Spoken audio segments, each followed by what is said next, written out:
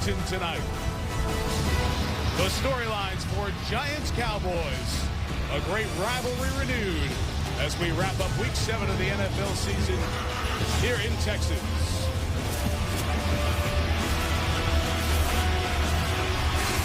Off we go with the Monday Night Football launch, engineered by GMC. The 4-2 Giants, the 1-4 Cowboys. Hey, no, there are no shortage of disappointing big-name teams thus far in this NFL season, but Dallas takes the cake in that column.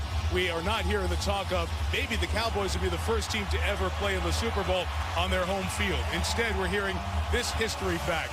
The Dallas Cowboys know if they lose tonight, they go 1-5, and only one team, Cincinnati, 40 years ago, has opened 1-5 and made it to the playoffs. We asked one Cowboy this weekend, is it panic time yet? He said no, but if we lose tonight, different story. To tell the story tonight with us, Ron Jaworski, John Gruden. All right, you've watched the Cowboys as they've gotten off here to 1-4. Where are you seeing the problems, and how do they turn things around here tonight? I'm just tired of all this gloom and doom, because when I watch the tape, it's not all that bad. I mean, Wade Phillips' 34 defense is one of the top scoring defenses in all of football. And on offense, they average over 400 yards a game. But what I like about the Cowboys is they have big-time players. And guys like DeMarcus Ware, Jay Ratliff on defense, Tony Romo, Jason Witten, Miles Austin. These are the guys that got to step up tonight and deliver a victory for the Dallas Cowboys. And if the Cowboys win, they are back in business. And if that happens, Jaws, look out, because the Cowboys are still very talented. Now, Jaws, let me flip you over to the Giants. You know, the Giants, we saw them on a Sunday night lose at Indy by 24, then come home and lose by 19 to Tennessee and say, wow, what's wrong with the Giants? They're 1-2. Well, they got back off the wall. They've won 3 in a row. How have they done that? Well, Tom Coughlin has gone back to his core football beliefs. On offense, it's all about old-fashioned, old-school power running of the football. And why not when you have an Ahmad Bradshaw and a Brandon Jacobs? It's a good fit for what you want to do. Bradshaw has become the bell cow because of his explosive ability. The beneficiary right now is Eli Manning. When defenses are forced to bring that 8th defender down in the box, Eli has beautiful sight lines to the outside, those isolation routes, those one-on-one routes, and he has 3 young wide receivers to go to. Well, you know, with Eli and Tony Romo, a lot of what your legacy is with these great franchises, what you do in these games. The Verizon Red Zone shows us the numbers. Eli against the Cowboys, 6-5, not including a big playoff win a few years ago.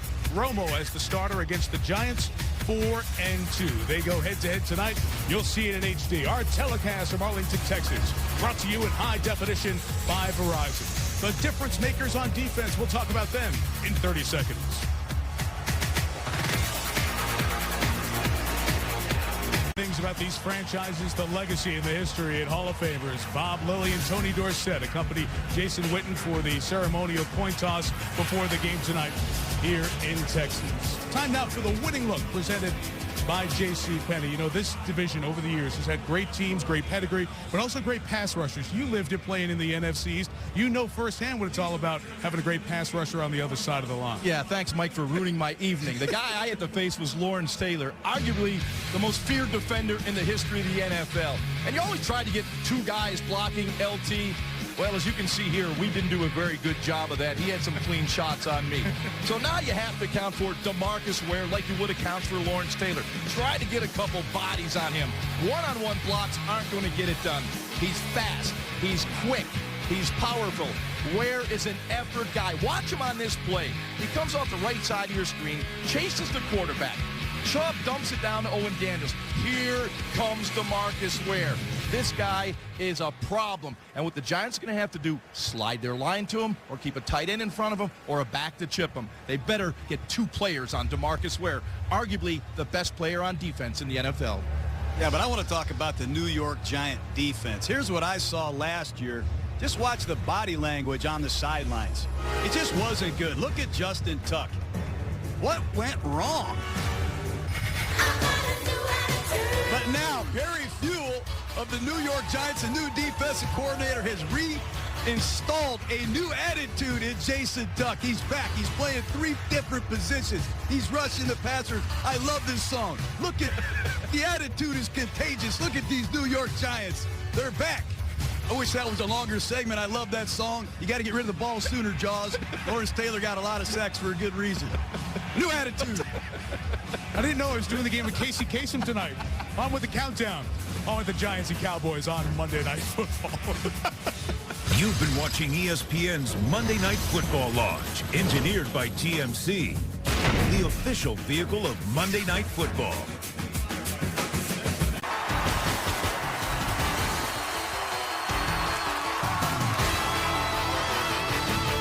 Over 40 years running, still a work of art.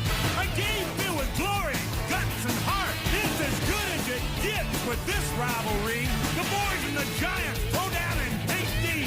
The gallery ready, so turn up the lights. The battle lines are drawn in Dallas tonight. Ready? Come on and get ready. I mean, really ready. Are you ready for the football?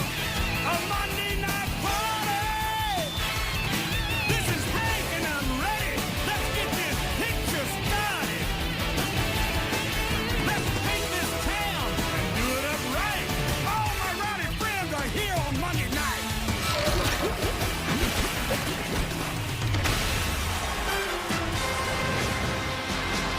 The roof is open. Dallas Cowboys Stadium, where they'll host Super Bowl 45.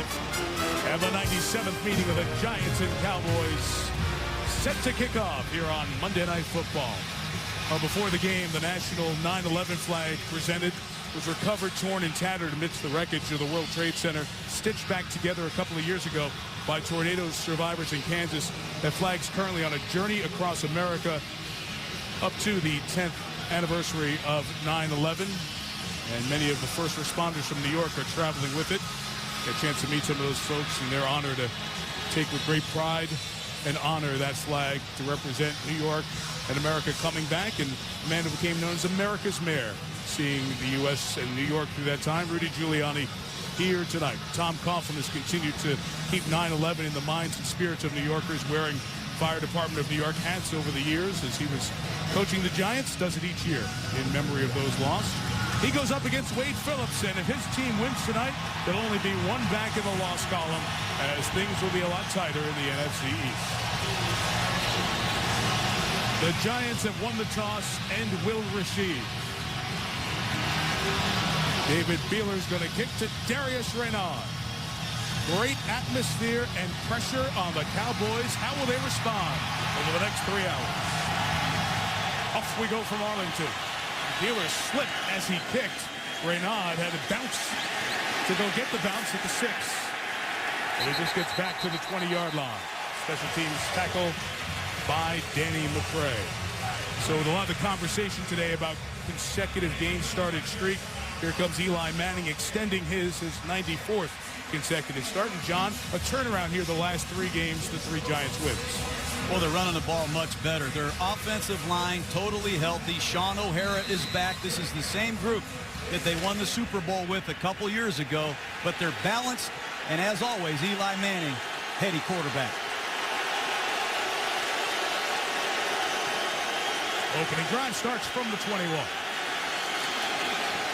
And Manning, a first down throw for Akeem Nicks, hit the ground, ruled incomplete. It'll be second down. So working with Eli on this Giants offense, it's scoring 22 points a game. Ahmad Bradshaw's become the #1 back, the starter. Brandon Jacobs spells him and gives him a little power. Kevin Boss, the tight end. Nicks having a very good season. Steve Smith murdered the Cowboys last year, and John talked about it. With O'Hara back from his injury, the ankle and Achilles, you've got the starting 5 that started the Super Bowl back up front for Big Blue. And add Sean Andrews, the veteran, who's in there as an extra offensive lineman. 6th lineman here. Eli throwing for Nicks downfield. Should have been intercepted. Terrence Newman went up and had a jump ball that he didn't bring in. Well, for the most part, Eli Manning has been very judicious with the football over this 3-game winning streak. You'll see Eli right now. Here comes the pressure. There's Sean Andrews blocking. He's an extra tackle. Give him maximum protection. But DeMarcus Ware had single coverage on the right tackle, Kareem McKenzie. He got pressure. An ill-advised throw by Eli Manning should have been intercepted.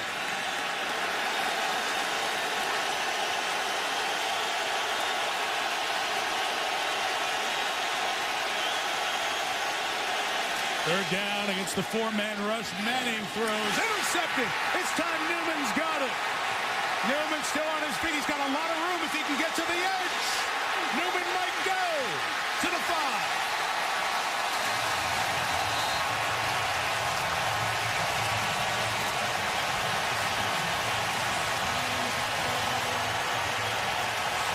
That's the turnover the Dallas Cowboys have been looking for on defense. Trips formation, and you're going to see Eli look for Steve Smith in the slot. And you're going to see a simple option route by Steve Smith. He's number 3 in the slot. It's tipped, it's intercepted, and there goes Terrence Newman. Eli Manning has had several balls tipped and intercepted this year. There's another one. Well, that was just an inaccurate throw. That ball's got to be down when you're squeezing that tight window, John. Just the 5th turnover for the Cowboys defense all year, and a glorious opportunity to open for Dallas with Marion Barber. Goes to Umanura. Michael Boley with the tackle. The gain of a couple of yards. Well, the turnover story is huge for Dallas because Tony Romo emphasized with us, we haven't been given many short fields this year. And Coughlin's team turned it over, and Romo's got a shot now. Well, the Cowboys have started every drive at an average of their minus 24-yard line. That's a long way to go. And for Dallas to start inside the Giant 5, they have to take advantage right here. They love play-action pass to these two big receivers. Roy Williams, bottom of the screen. Miles Austin at the top. Looked at Austin, it was covered. Jason Witten's not. Touchdown, Dallas.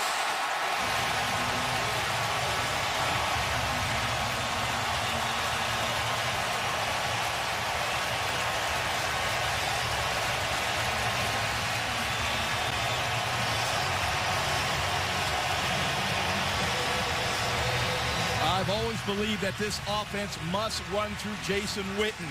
You see Tony Romo look to the fade first on the outside. It wasn't there. He knows he's got Witten out in the flat. It looked like a blown coverage by the New York Giants. You can't leave Jason Witten all alone. Easy touchdown pass to Romo.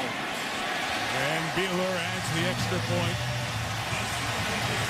30-yard interception return leads to the 4-yard touchdown. And playing with pressure, but a great start for the Cowboys, up 7. Ranger Stadium, right across that road. The other side, you have here Cowboys Stadium, Dallas Cowboys Stadium in Arlington. They'll host the World Series across the street next week and host the Super Bowl here on February 6th. And just like across the street on Friday night, the place is rocking early. Cowboys 7-0. From 3 yards deep, Reynald will take it out and down to the 10. Sam Hurd. Big stop. Back to the Giants turnover. Well, this is what Dallas has needed. It's just going to be an option route to Steve Smith. Look at Eli. He's got good protection. He sees the throw all the way. I think it just got away from him. And tip passes in between the numbers are not a good thing. But the Dallas Cowboys needed to get some turnovers tonight. That's a great start for this Cowboy defense. And last year it was Steve Smith that tore up the Dallas defense at 16 catches for 244 yards in the 2 matchups last year. Eli Manning went to him again. He had a spot with just an errant throw. Terrence Newman, who had the pick, left the field. Orlando Scandrick is in there at corner in the base defense as Bradshaw has to fight to get a couple of yards. Jay Ratliff right in the middle there, number 90, started it. He's been to the last couple of Pro Bowls. Big stop in the run, and it's a pass rusher as well. Does so well up there. With Spears, Olshansky, the linebacking core for Dallas gives you DeMarcus Ware, 7 sacks, 6 coming in the last 3 games with Spencer, James, and Brooking. In the secondary, Newman had the pick. He's now out. Alan Ball, free safety, has been victimized a few times.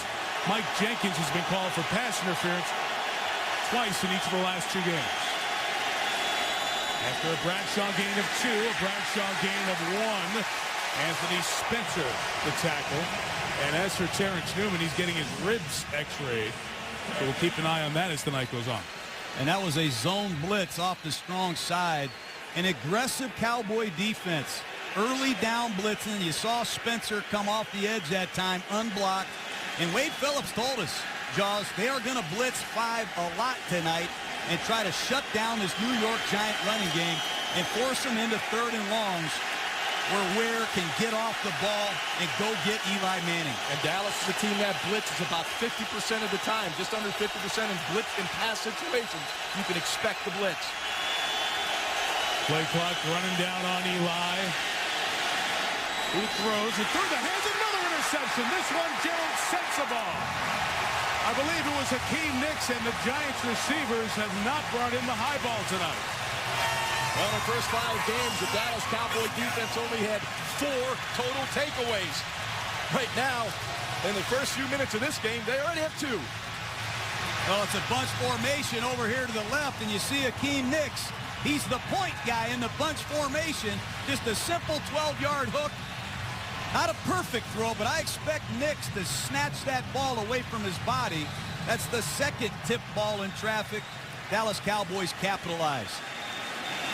It's been a problem for Manning. A half dozen of his 10 interceptions have come on deflections or tips. Own team or the other. 2 possessions, both starting in the red zone for the Cowboys. Romo complete to Martellus Bennett. Down at the 12, Corey Webster with first contact. Is Dallas offense with a golden opportunity to take a 2-score lead. They total 400 yards a game exactly thus far this year. With Barber the ceremonial starter, you'll see a lot of Felix Jones as we go on. Wooden the touchdown. Williams a big start with Austin. Up front, Doug Freese, the new left tackle this year. He's graded out well. Montre Holland in tonight as Kyle Kozar is out for a couple of weeks with a right Achilles injury. Barber's the back, taking a toss. Marion Barber right to the first down marker, with Webster ushering him to the sideline. And this is an area of the field that the Dallas Cowboys have really struggled with offensive penalties. They have killed themselves with penalties in the opponent's red zone tonight. Very important that they knock this in for a touchdown and take advantage of these 2 early turnovers in a game like this, Jaws. Well, they have to stay out of those known passing situations. This still is an offensive line that hasn't been together for a long time consistently. A lot of changes up front. They get in those 2nd and 3rd and longs. Makes it pretty tough. Stay on schedule. See Deion Grant. The Giants play 3 safeties with Grant in the game. Barber tries to run to the right. And ex-Cowboy Chris Canty made the tackle. Missed the game here last year. Was signed by the Giants at the start of the 09 season. Chris Canty very active in the interior of that defensive line. They have an outstanding rotation defensively. They'll come at you with 8 different players, keep them fresh. Canty big and strong inside at 6'7", 304.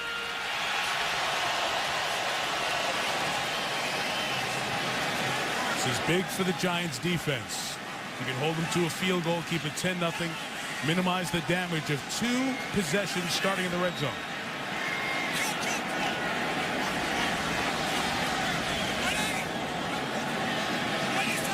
Romo killed the first play, got it to this play. A Barber run, and Justin Tuck giving him nowhere to go.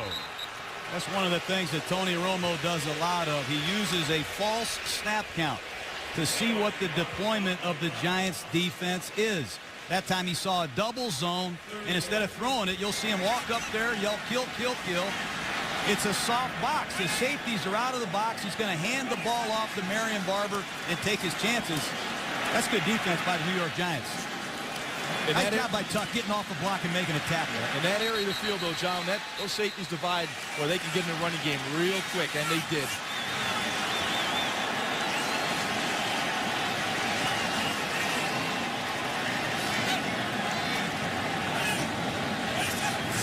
Third and goal, 5 in the pattern, through the hands of Miles Austin. If he caught it, he would have scored. And it'll be a field goal attempt for the Cowboys. The Giants came with pressure. Romo read the pressure, knew right where to go with the football. You see Phillips on the blitz. The ball comes out. Perfect throw by Tony Romo. Miles Austin has to make that catch. And that's a big sequence by the Giant defense. They let everybody out. 5 men free releasing into the pattern. Got to make that play. Second year out of USC, David Beeler, big leg, kickoffs last year exclusively, field goals this year, struggled early, has been kicking better of late, bangs that one through, and less than 6 minutes into the game, Wade Phillips' team, 2 turnovers and a 10-point lead.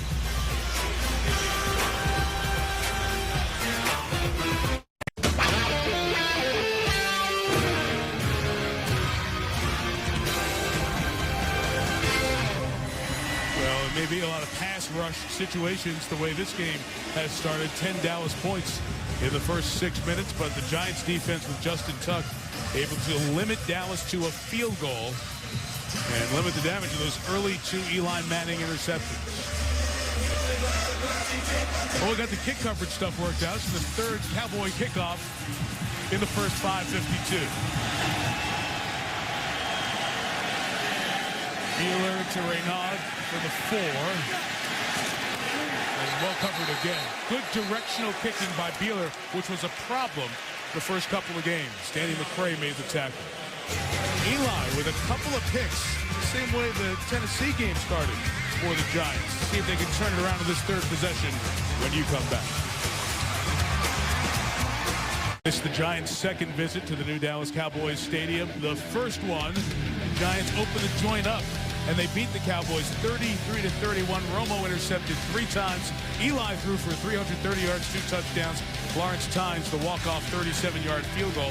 And after the game, the guys in the equipment room asked Eli Manning to sign their equipment room wall. And that became the story of Eli signed it kind of to rub it in, the victory. That's a common practice around the league. He was invited to do it. Word is it's since been painted over. So here they have their chance to get Eli and the Giants in the second meeting between these two teams in this beautiful new stadium. Giants are spreading him out. They have Travis Beckham, number 47, lined out wide to Eli's left. Pressure up the middle. And Manning's throw is caught for Hakeem Nicks, and a first down.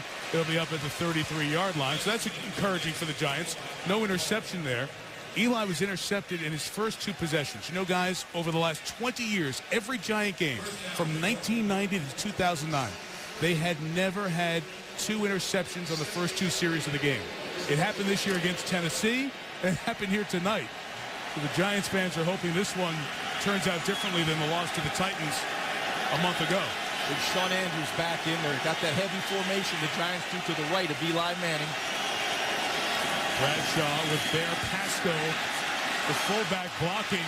Great cutback by Bradshaw to get you to the 39-yard line. I don't think a lot of people know Ahmad Bradshaw leads the NFC in rushing, but let's take a look at the injury to Terrence Newman. Bradshaw went for the tackle on an earlier interception.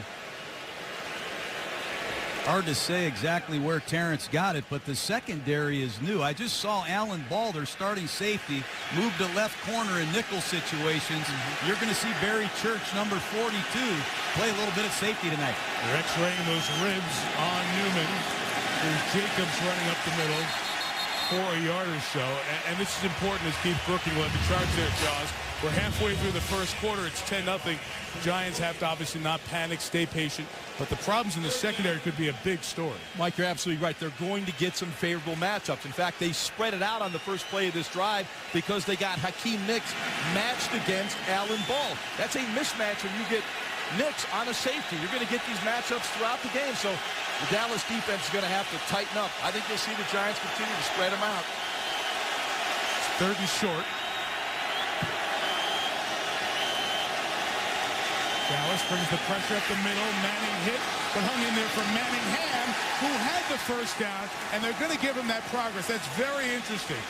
On his own volition, Manningham was trying to make the circle route and get farther up, but they gave him forward progress. I don't like that spot, but where it is, it looks like it'll be a first down. Well, I don't like that spot either, but I really like the throw by Eli Manning right there. Nobody touches Stephen Bowen right up the middle, and it's going to be a shallow cross. Coming underneath the Manningham as you see Steve Smith working on the opposite side against Scandrick. But once again, you've had Mario Manningham matched against a safety. Normally, that's a pretty good matchup for a wide receiver. get the first down. Know where the first down is. Get north and south. Don't leave it up to the officials. Look for Beckham up top. Going to challenge the spot. And it's not the worst decision, although, and as you watched last night, you're thinking save your challenges for the big stuff, like touchdowns and turnovers.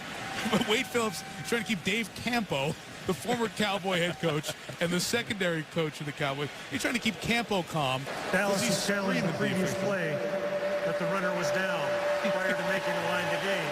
We'll review the play. So out on the field. Get this reviewed here by John Parry. 6:15 left in the first. Dallas is challenging the ruling on the field. Giants given the first down. They're checking the spot. When we saw it live, Manningham caught the ball. It looked like he was trying to, he would have had the first down if he goes right down, okay? Now, it looks like he's trying to turn it upfield to get a round ball and gain more yards. Where's the initial contact and where is the ball? I think it's on the other side initial of the contact, yeah. Here's John Parry. After reviewing the play stands as called. Dallas will be charged their first team timeout. And they can't earn a third. Let's keep an eye on number 47, Travis Beckham, in at tight end for the New York Giants. He's a tight end that the Giants will try to line up as a receiver. They're going to look to get him against a linebacker, Heath Brookings or Grady James tonight in a one-on-one situation. Here he is going to the top of the screen. Thank you. Just a play clock reset. There's Dave Campo. He's intense. Yeah. Head coach of the Cowboys 2000 through 2002. Great guy and a heck of a coach. Coach Giants first down at the 44-yard line.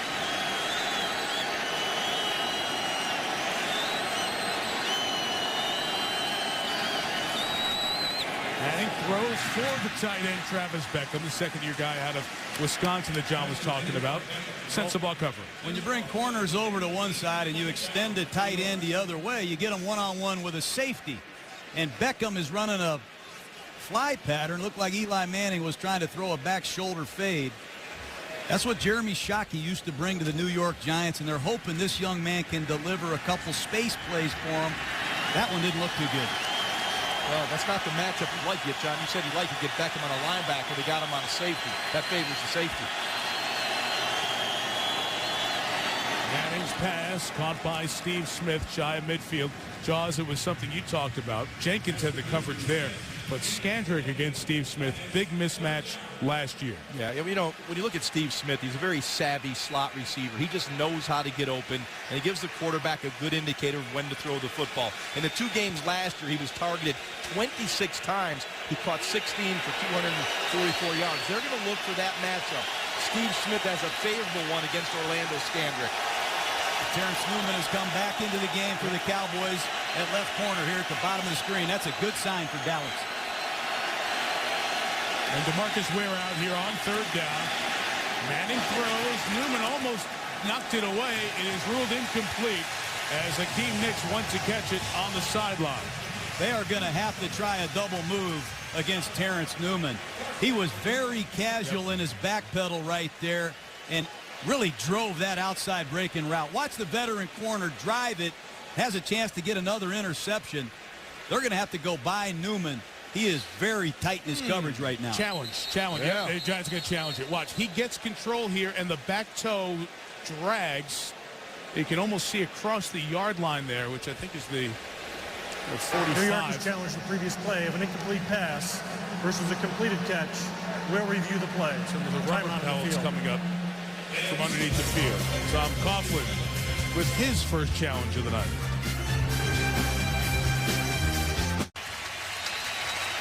The ruling on the field was incomplete. We've taken a couple of looks with the super slow-mo. Terrence Newman deflects the ball, and then Hakeem Nicks gets his hands on it. So as you look at it, you have to watch it after Nicks gains control, which is right there. Left foot is down, and the right foot drags across. There's some tighter looks at the feet.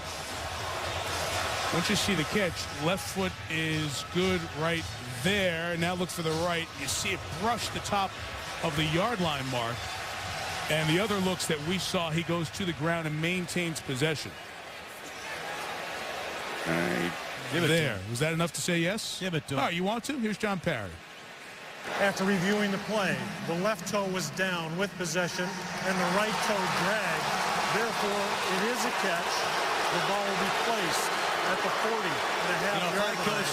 New York is not charged with a team timeout. 1st and 10. If I coach Hakeem Nicks, I would probably challenge just because this guy can make some circus grabs. And Tom Coughlin knows that. He also knows when to throw the challenge flag. 47% of the calls overturned when he has challenged. If you take all the coaches, it's 31 coaches who have a minimum of 30 challenges. His is the best. You know, you figure that the oldest head coach in the league would not be the technology guy, but Coughlin's got the replay figured out about every other challenge he gets right. Tom is 64. Wade Phillips, 63, the two oldest head coaches in the NFL. So it's a gain of 11, and the Giants have it at the Dallas 40.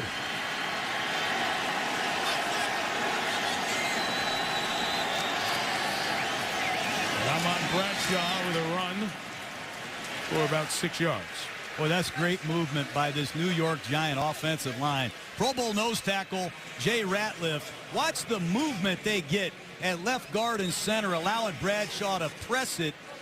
Very impressive movement by the veteran O'Hara and his friends up front. That's a huge gain to put them in a 2nd and 2. That's just where the Giants want to be. If you're going to run the football, you better block Jay Ratliff. You want to throw it, you better block DeMarcus Ware. It's that simple against this Dallas defense. Those are two dominant football players.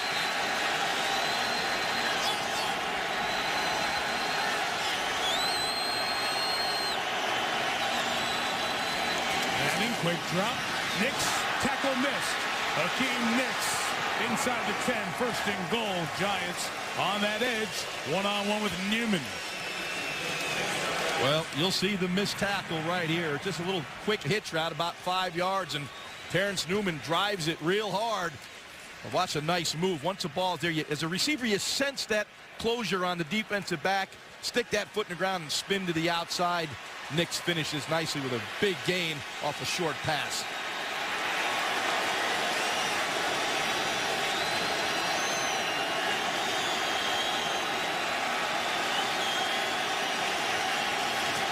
First and goal, Bradshaw seeking the left. Found his own man, Dave Deal there. Ran out of room and got a couple of yards. You know, last year the Giants scored 30 points or more in both victories against Dallas, but they were 0 for 4 in the red zone. Dallas does an excellent job with this 5 across zone coverage, and it's hard to read exactly who has help from who. It's a tough coverage to throw against. You're going to see the Giants try to run the ball with some success against these loose Cowboy red zone coverages. Once again, the Giants come with that heavy formation where they bring in Shawn Andrews. He's at that tight end position to the right. They're loaded up to the right with blockers. Essentially 3 tight ends right here for the Giants. They block it up, and Eli throws for Nicks. Touchdown. Well, that cannot happen. How do you get a safety covering Hakeem Nicks in this situation? Gerald Sensabaugh is not the guy you want playing man-to-man coverage against Hakeem Nicks. This is just too easy. They load the formation with tight ends, and they're going to get a safety one-on-one with Hakeem Nicks, and Eli just waits for Nicks to turn around. That's way too easy. You need to have a cornerback covering a gifted wide receiver. John, I don't believe they had a cornerback on the field against that formation. They had McCray in there, number 40, Sensabaugh 43, so they were loaded up with safeties. You're right, Josh. Absolutely. Extra point added by Lawrence Todd. Settling in to be a good one, huh? 7th touchdown of the year for the Giants, Hakeem Nicks. From tonight, of course, Tennessee leads that division at 5-2. Tennessee's the champion of the NFC East so far. They've defeated both of these teams and won at the Giants and at Dallas, and then they beat Philadelphia in Nashville yesterday. Are they going to ask to be relocated? No, they never ask into the NFC East, right? Not normally. I like what the Giants do here in their kickoffs. Makes it hard to find which guy you're supposed to block as Tynes boots it to Akasi Owusu-Ansah, who hit it hard, and Suanza, the rookie, is shy of the 40. Indiana University, Pennsylvania, 41-yard return.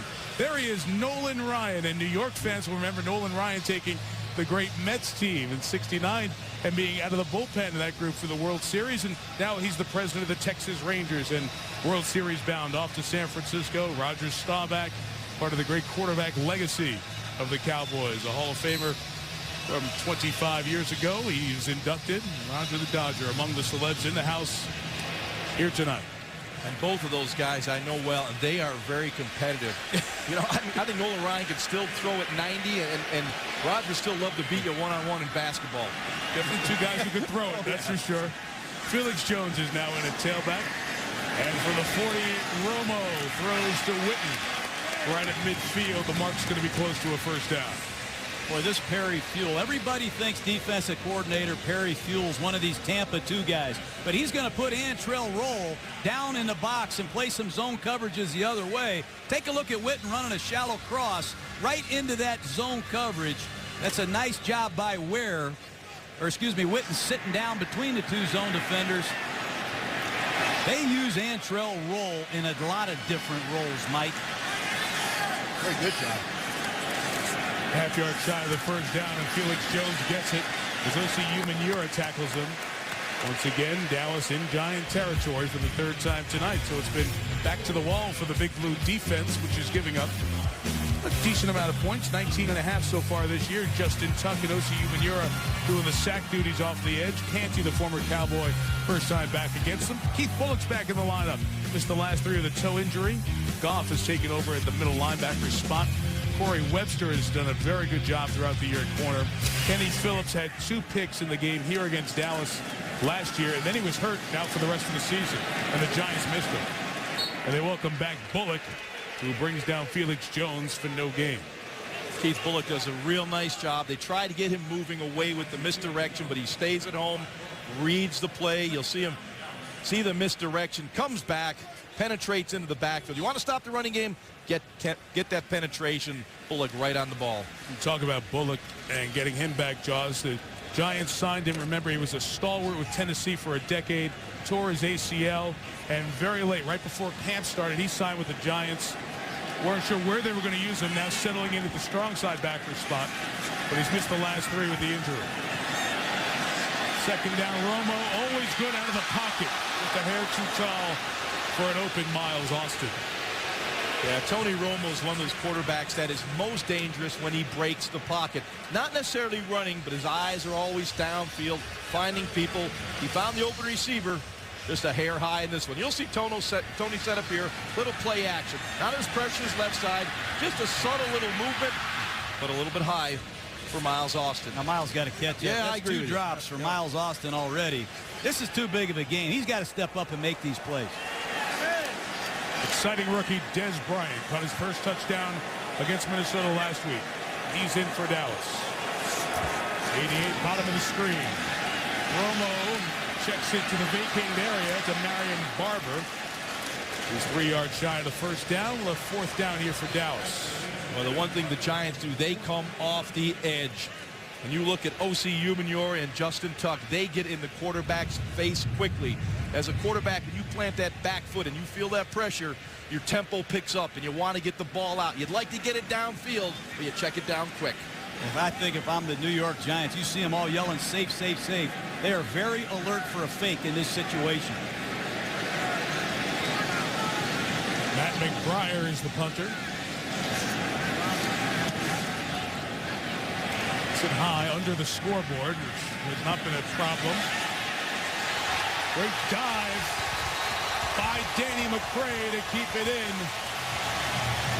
Remember, in the pros, it's where the man is, not the ball. The McCray established on this side of the goal line, dives in, comes up with the save. Giants are saying it's a touchback. That's beautiful. Great After play. a quarter in Texas, 10-7 Cowboys. Oh, there. Oh, no, Mike, it's going to come back.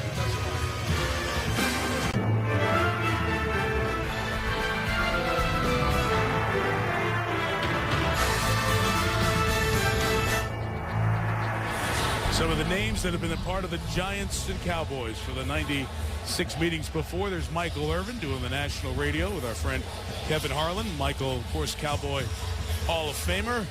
And Carl Banks, who works on the Giants radio broadcasts. He was a part with LT of many Giants-Cowboys rivalries during the years. All set for the second quarter here in Dallas. 10-7 Cowboys lead. Mike Tirico, John Gruden, Ron Jaworski. We showed you at the end of the first quarter that play at the goal line. You have to watch very closely. Great play by Danny McCray as he tosses it back. Sam Hurd touches it. Now he doesn't touch it again, even though his toe may be on the line there. He didn't touch it a second time, and Sean Lee, the linebacker, catches it at the 1. So, Jaws, I say that's all clean and 99 yards to go. Yeah, Tom Coughlin's going to challenge this one. He saw kind of what we saw at the end of the play, but it looks like McCray obviously kept it in bounds. I think Sam Hurd just kind of passed it on back, had his hand off the ball. Hey, you know, the interesting New thing... York has challenged the previous play. The number 40, the gunner, went out of bounds and was the first to touch the kick. Okay, so they're challenging something different, that 40 became ineligible to touch it. It's a risky challenge because if you don't win it, you're out of challenges for the rest of the game.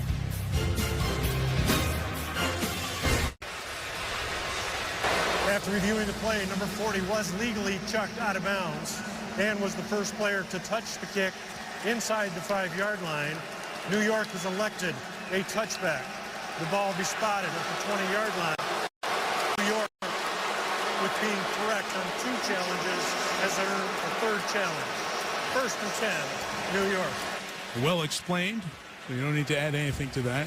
What I don't like, though, is if Tom Coughlin wants 5 more challenges, well, they ought to give him 5 more, Mike. He's 2 for 2.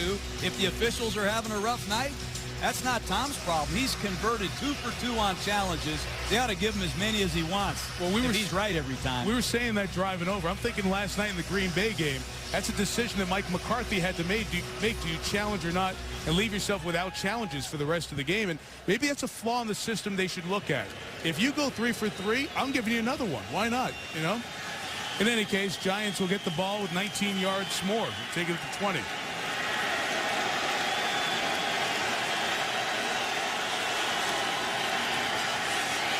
Eli loaded up twice, and the 3rd time finds Steve Smith to the 39-yard line.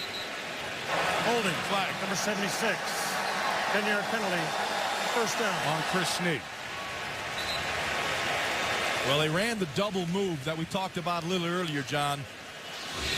That Terrence Newman was driving those short routes, but Newman backed off, did a real good job. Eli double pumped. And you'll see Chris Snead, number 76 here, grabbing number 97, Jason Hatcher. Pulls him off of Eli. Right on top. You don't know?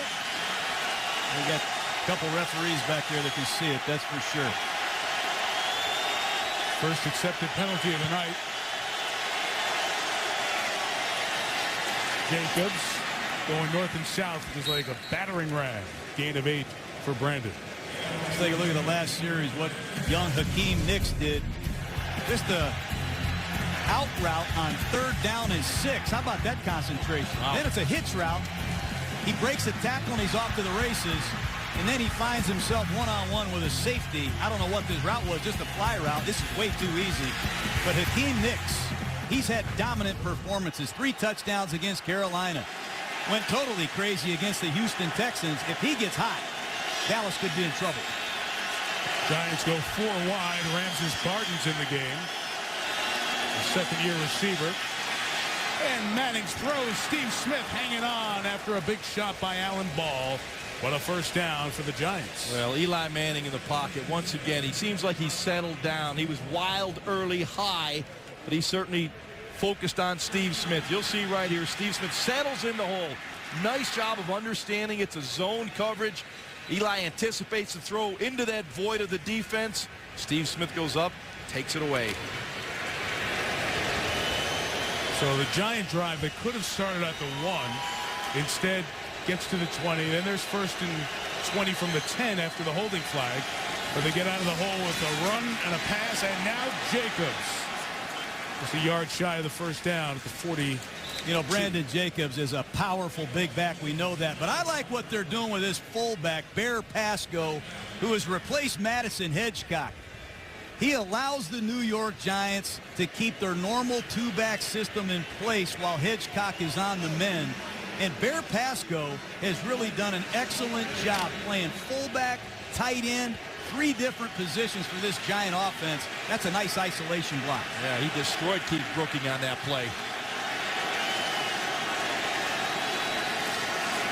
Pasco leading the way again for Jacobs, who lost the football. Is this a 3rd Giant turnover? Yes, the Cowboys recover. Brady James comes up with the recovery.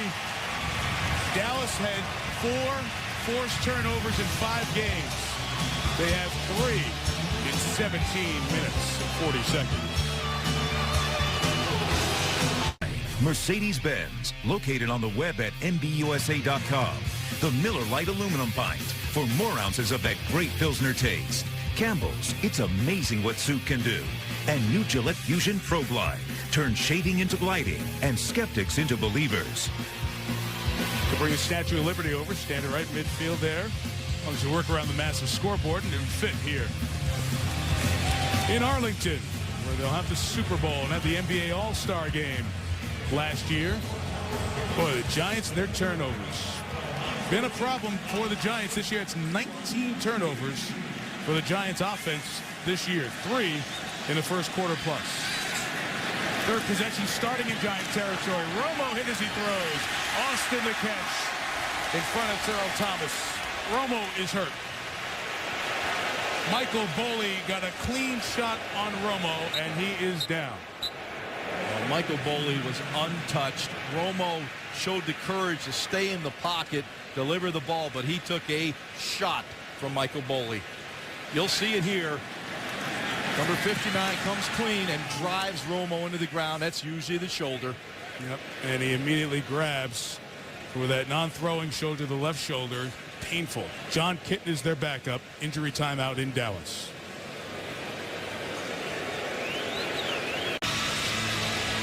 About 30 seconds ago, Tony Romo walking off after taking that shot to the left shoulder. They look at him on the sideline. Jerry Jones, owner, president, general manager of the Cowboys, watches with great concern.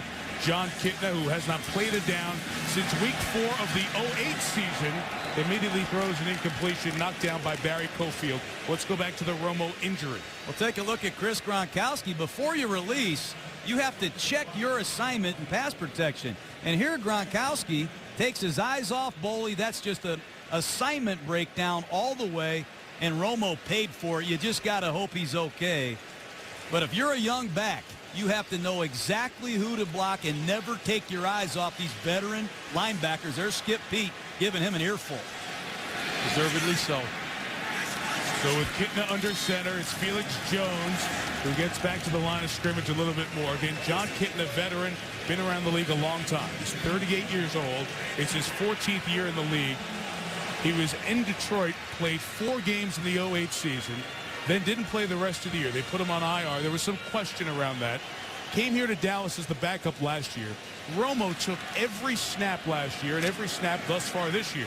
So Kitna has not seen live action in almost exactly 2 full years, other than preseason. And the Giants have their NASCAR package out there. Look at these 4 defensive linemen, pure pass rushers.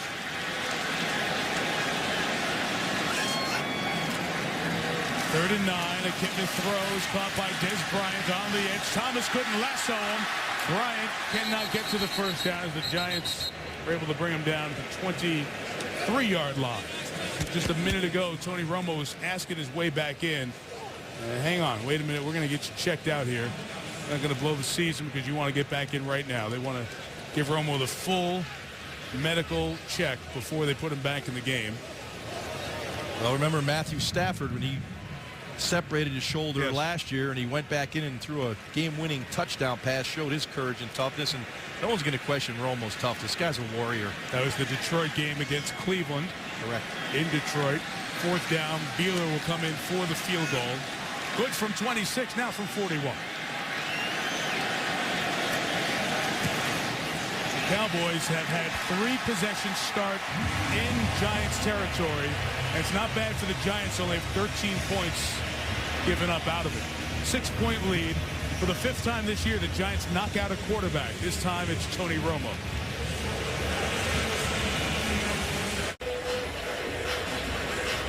Back at Cowboys Stadium here in Arlington, and our aerial coverage is brought to you by Autotrader.com.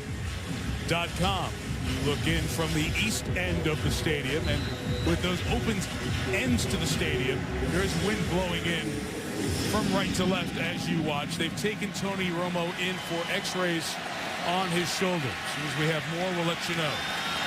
David Beeler kicking off for Dallas. Darius Renard going to take a knee. We'll take it for a Sports Center right now to Trey Wingo.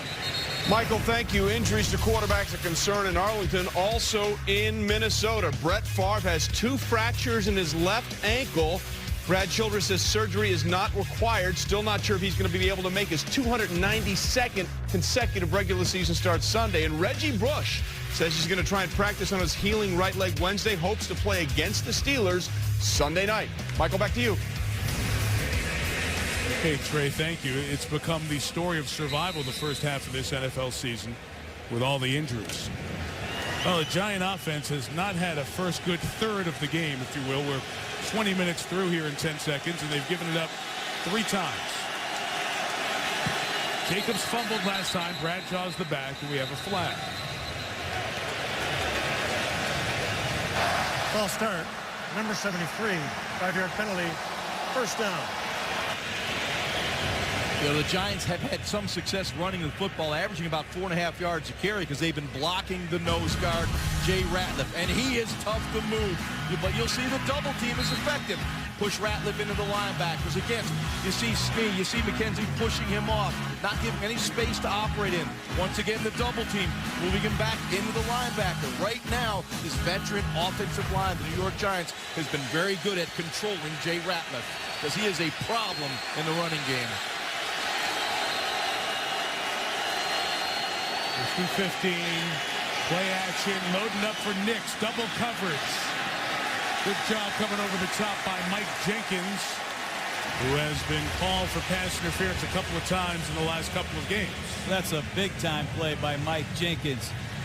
And Eli Manning is taking a shot here. Full play action pass and out of the fake. You're going to see Nix run a post route. Watch Jenkins squeeze it and time this jump perfectly.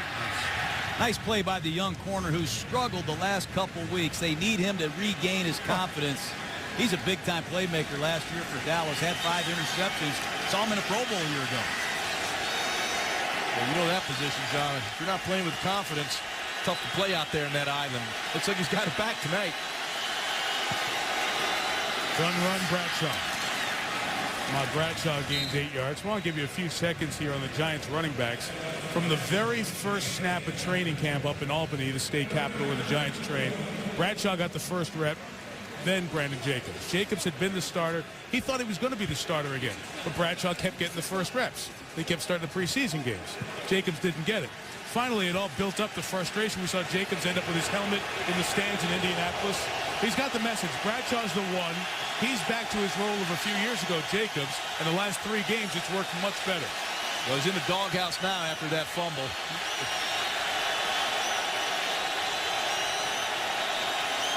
Third and 6. Cowboys bring a half dozen. Eli's pass is incomplete. Had to get rid of it because of the heat. Mike Jenkins also coming in, or Scandrick. And it'll be 4th down. It was all about the pressure. Eli did not have a chance to let the play develop. You'll see the overload to the right, and you get Scandrick in clean. Eli just had to unload the ball, couldn't wait for the play to develop down the field, tried to anticipate the throw, never had a chance. Good design of the blitz by the Dallas Cowboys. Matt Dodges has a problem catching snap.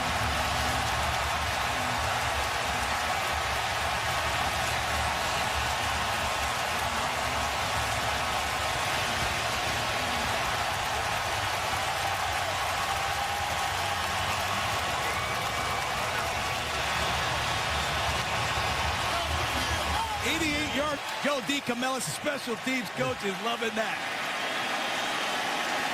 Special teams has been a problem in coverage for the Cowboys, but the return game excited by Bryant, who brought it back 62 yards against the Bears in week 2. Now 2 punt return touchdowns this year.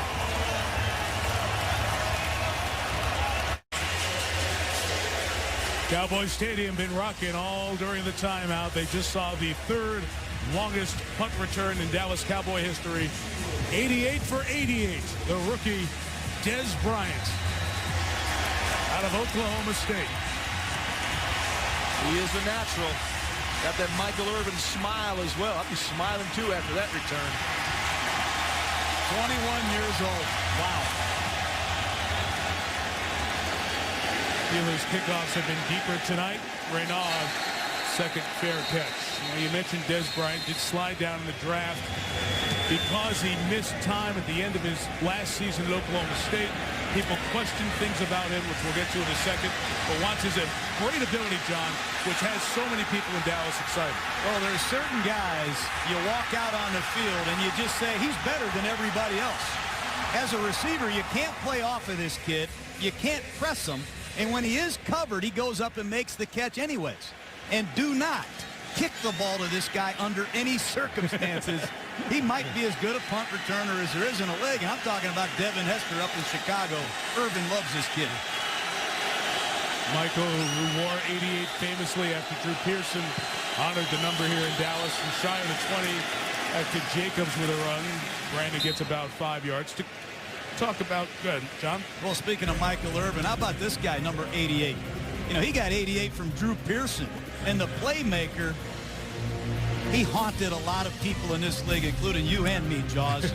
But to have another young guy like Dez Bryant to take the torch from Drew Pearson to Michael Irvin and now to Dez Bryant, the Cowboys have that thing going for them. The legacy of number 88. What a tradition.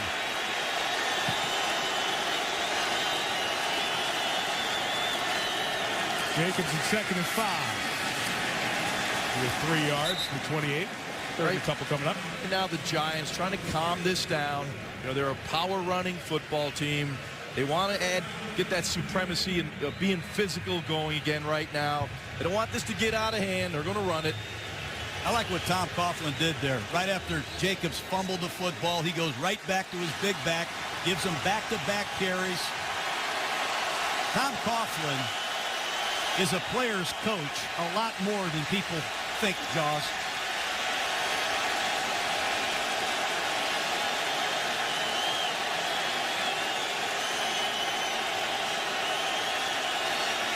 Toss Bradshaw. A lot of Broncos this side. First down, Ahmad Bradshaw to the 37-yard line. DeMarcus Ware downfield to chase him down. Really nice job by the Giants offense and play calling. Ran a little Zin motion, that Z into the left side, softened up the defense on 3rd and short, and get a guy that's excellent in space, Ahmad Bradshaw. You get him in space, he sets the edge, gets the first down. Nice play call, nice design. The execution was perfect. They call these backs earth, wind, and fire. He must be wind, because I don't know which way Bradshaw's going. He is quick.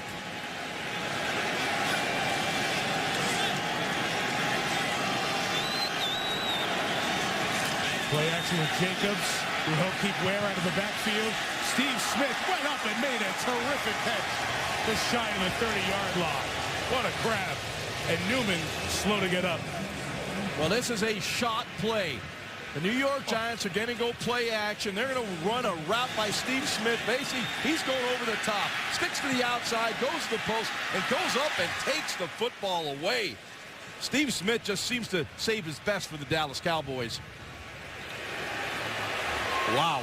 Giants doing a great job mixing personnel, using offensive lineman Sean Andrews as a tight end. That time, the play action pass fooled the Cowboys.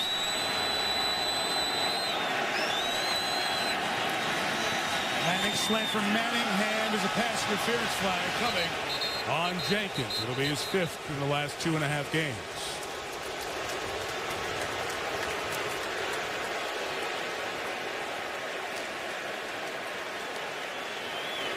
Pass interference. Defense, number 21, playing through the back of the receiver. Automatic first down. You can't fault this young guy, Jenkins. He's playing aggressive. He did get there a little bit early. He's had an interception in the football game. He's gone up high to defend the pass. Mike Jenkins is going to be around the ball, and he's going to be involved in tight coverage. But he's just got to time his breaks a little bit better. Good call by the official. First penalty against the Cowboys, who've been penalized nearly 10 times a game this year. Jacobs banging and pushing through the hole, dragging Keith Brooking inside the 20-yard line. Jacobs at 6'4", 264 pounds, deep in the eye, and he gets that momentum going downhill, that mass going downhill. He just bowls over people. Including Mike Jenkins, who got shaken up here. Well, you're going to get shaken up too when you stick your head in there on Brandon Jacobs. We've already seen Terrence Newman leave the game for a bit with a rib x-ray, and now they look at Mike Jenkins, who took the brunt of that hit by Brandon Jacobs. But that's what they do with Brandon Jacobs. The New York Giants will hand the ball to this big back. They decide we're not even going to block the corner. We're going to use everybody to block the interior of your defense and let this big back run over your corner. And that's what happened right there between Jenkins and Jacobs. You see how they split tonight? Dead down the middle. More carries this year and yards for Bradshaw as Jacobs spent his first stretch in the doghouse there, as we talked about earlier, coming out of the preseason. The average is key, though, Mike, averaging 5 yards a carry now. They're starting to, you know, Tom Coughlin's about being physical. You know, he wants to run the football. They're starting to establish that now. Once they get that going, you force the Cowboys to bring that safety down the box, and then you go with those shot plays, those plays that will feature the big explosive plays. Oh, Jenkins out. Orlando Scandrick comes into the game as the corner. He'll be at the bottom of the screen. And if he gets a chance, Eli's going to work down here to Nix. So Bradshaw out here flanking Nix. Ahmad takes the hitch. Bradshaw inside the 10. Rolls on James, so he'll get all the yardage down to the 8. Yeah, you see that offensive line of the New York Giants getting out in front of this play. And it's like an old Arena Football League play. You get your offensive lineman out of that quick screen, and they just knock people to the outside. You see the block by Nix on Scandrick. Look at Seibert. What a terrific block in space. These are difficult blocks. Seibert, 310 pounds. What an athletic block. Put that on a highlight clinic reel. First and goal for all the miscues and mistakes by the Giants. Touchdown here, and they're only down by 6. Looks juicy down below. Manning looked that way, throws that way for Nix. They are marking him in on the far side. Touchdown. The other official coming from the top says touchdown. The side judge didn't say anything. But it is a Giant touchdown, and they're within 7 pending the point. Now listen what the Giants do. They're going to set up those isolation routes with formation variation. And clearly in the end zone there, you can see why the side judge on the near side didn't call it. He couldn't see through Scandrick and Nix. This is a no-brainer. Yeah, you get Scandrick man-to-man with a lot of space for Hakeem Nix. Tough for any corner to take care of that big fella out there in space. Eli saw it, went to it. Somewhat of routine touchdown. A bevy of big plays tonight. It is the second touchdown for Nix tonight, his 8th on the year, and the Cowboys lead is down to 20-14. Here's what Eli Manning does for you. He is such a heady quarterback. He can change the play in a split second. Eli Manning is going to motion the back out of the backfield. Take a look at it. And the defense is going to react to the motion and show him a blitz with man-to-man coverage. Watch Bradshaw get reset. Eli reads the blitz. He sees the one-on-one coverage, and he says, hey, let's change the protection. I have my friend Hakeem Nix down here one-on-one, and he will assault you that way. And Nix is going to beat Scandrick every time, Ron. If Eli Manning can use the snap count to get the information that he needs, he's going to drive the Dallas Cowboys out of any man-to-man coverage. And this is what Eli is so good at. Once he gets that isolation route, Scandrick even jumped inside on Nix and couldn't defend the play. Isolation routes, one-on-one. Eli does a great job of decoding the defense. And you see on our max zoom that it looks right down the goal line, the end line there. 32 different cameras stitching the imaging together. You can clearly see broke the plane. So, guys, for Akeem Nicks, take a big picture back here. Dave Campbell ripping through those pictures. And where's the one that says, how in the world do you guard that guy, Nicks, who has 8 touchdowns this year, tied with Antonio Gates in San Diego for the most total touchdowns in the NFL through week 7 here. Ocasio Osuansa couldn't put a fork in it, and it's a touchdown. You don't cover Nicks with Gerald Sensabaugh or Orlando Skendrick. Okay, Let's use let me write down. Lumen or Is that tonight's coaching tip? Thank you. That's what Super Bowl coaches, that's the information you get. Yeah.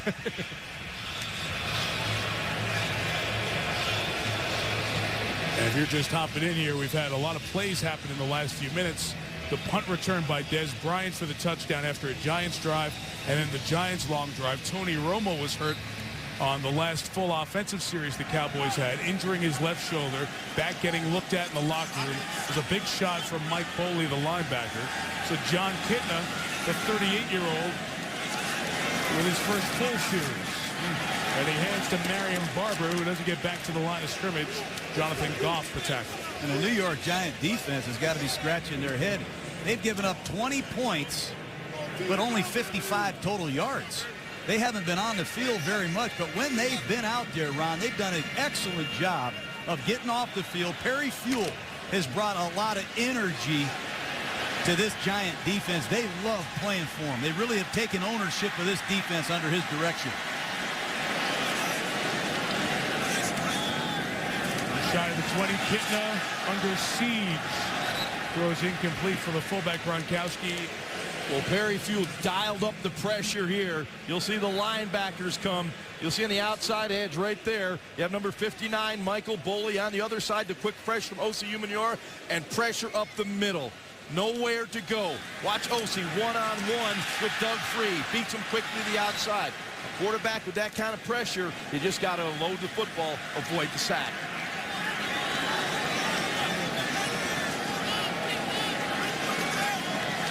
Giants give you a lot of looks on third down. Watch Jason Tuck. He's walking all over. He's the rover. 3rd and 10, 5 coming after Kitna. Got hit by Deion Grant, who they signed this year. And the Giants defense keeping them right in this game. Well, Perry Fuel understands. You now have John Kitna as your quarterback. Very little movement from John Kitna, and the pressure will now come. You see the 3 down linemen, but look at the linebackers. They all blitz, so you bring in 6. Not enough to pick up the 6. Only 5 blockers for the Dallas Cowboys. Kitna has nowhere to go with the football. Giants pass rush heating up right now. Matt McBriar kicks the ring out. Just under the scoreboard, hanging up top. 53-yard punt. Right now from the 37 is brought down at the 44 by Sean Lee. Well, those of you just joining us, it has been a very eventful first 2 quarters here at Cowboys Stadium in Arlington.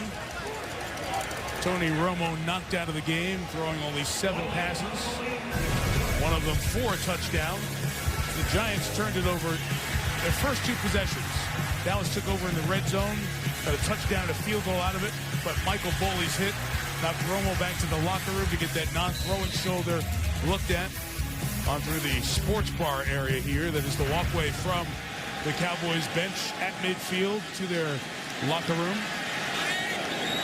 Now Eli Manning and the Giants have a chance to take the lead on this drive. Steve Smith with a gain of 9. And I want to talk here for a second about Tom Coughlin, guys. You know, there's a, John, you talked about it.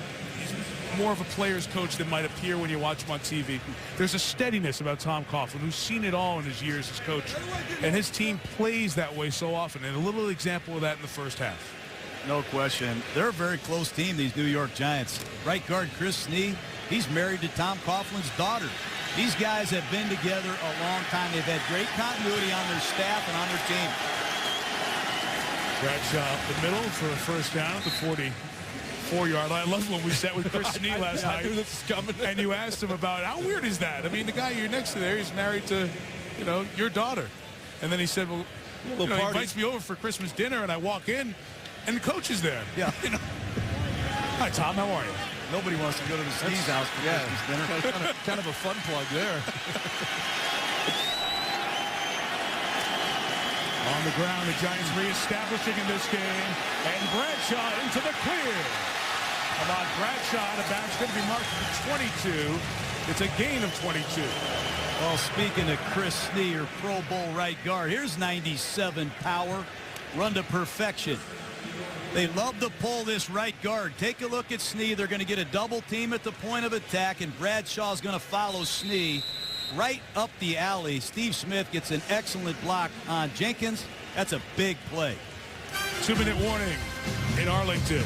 Cowboys have had everything go their way, but the Giants are on their way to retaking the lead. At the 2-minute warning, hard to say in a game where you've turned it over 3 times and given up what has now officially been credited a 93-yard punt return for touchdown. It's hard to say that you're dominating the game. But the Giants, in terms of yards and moving the ball, are 231 yards to 46 for the Cowboys. Giants trying to drive and take the lead with all 3 timeouts inside the 2-minute.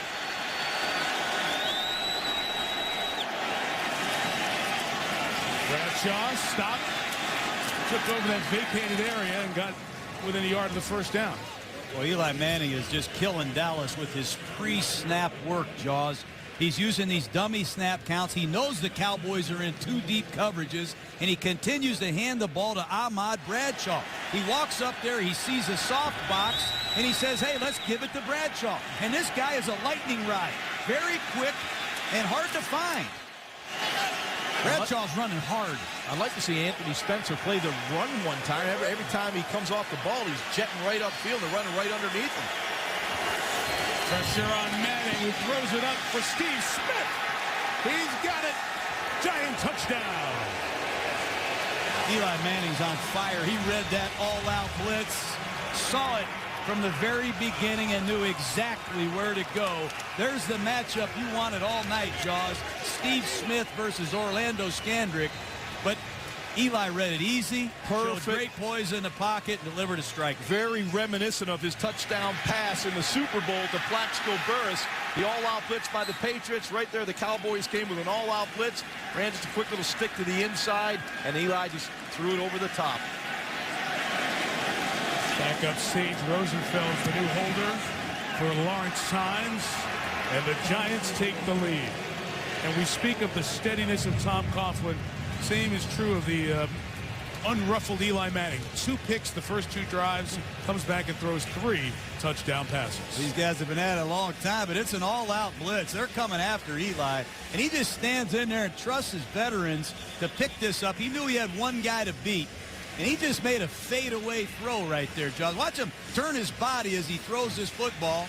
That's a no-look pass that is really hard to do. No one in the middle of the field, you can do that. That's the anticipation you have to have.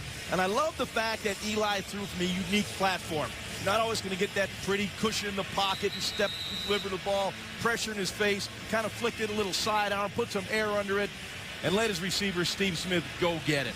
I call these guys Jet Blue after the airlines. You know, when you have guys like Steve Smith and Hakeem Nicks, and we haven't even talked about Manningham yet, Mike. These are 3 of the best young receivers in football. You like that nickname, guys? Jet Blue? Look at Steve we like Smith. it, John. 5 for 75. Hakeem already has 5 for 63 and 2 scores. And don't forget about my friend Manningham. He's fast, and he's averaging over 16 yards a catch. But, hey, these 3 young guys have really come to life with Eli Manning in the last year. You know, the Jets and Giants play in the same stadium. Is that the whole thing you're working on there? It's terrific. That's great. Kwasi Osuansa, no kick return. Dallas takes over at the 20. We have Toyota halftime show coming up with Chris Berman, Chris Mortensen, Adam Schefter. Boomer takes through yesterday's best stuff with the fastest 3 minutes. Things do not sound promising regarding the ankle injury with Brett Favre. Morton, Adam dive into that. An update on Reggie Bush and his status going forward. As we saw him knocked out when we were in San Francisco for the Monday Nighter Week 2. See if Reggie comes back for the Steelers on Sunday night. Meantime, with all of this, there's been really no word from the Cowboys officially other than Romo having the left shoulder checked. And they continue to be very quiet about any progress updates with Romo as Kittner remains in. He has not come back out, Tony. Felix Jones with Roy Williams blocking on the edge at a 17-yard aggressive tackle by Terrell Thomas. Dallas will take a timeout. What a tackle by Terrell Thomas. Fought off the block, and here's Felix Jones. He has outstanding speed. Here it goes inside, but if the speed gets him to the outside, he turns on the jets right there. But Terrell Thomas, that's an outstanding form tackle right there. Wrap him up, bring your arms, and drive him into the ground. Wow, that's lock, lift, and drive right there. You don't see many corners getting that type of a tackle in the open field. Nice play, Terrell.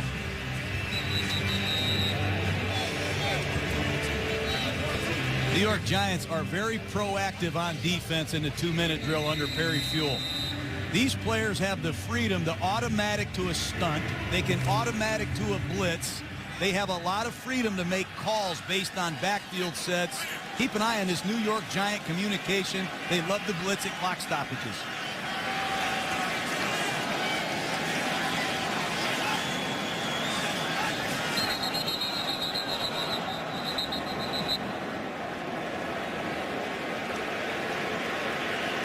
Ball start. Number 82, offense, 5-yard penalty.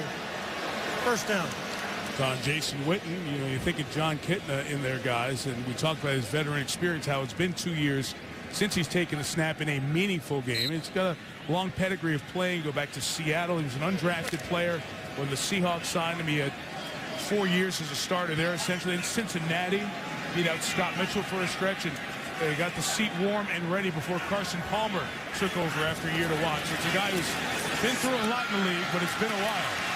Felix Jones, and Terrell Roll brings him down to the 39-yard line. But Mike, specifically out of practice, I watched John Kittner because we've been seeing a lot of quarterbacks go down as of late. Starters and backups are playing. And the one thing I noticed, he still has the good, strong arm. A live arm. He can still spin it. Witten's got it to the 44. The ball came out. Deion Grant recovered it, but you heard a whistle there to call the play dead as Grant returns it into Cowboy territory. You heard the whistle, doesn't necessarily mean it's not a fumble.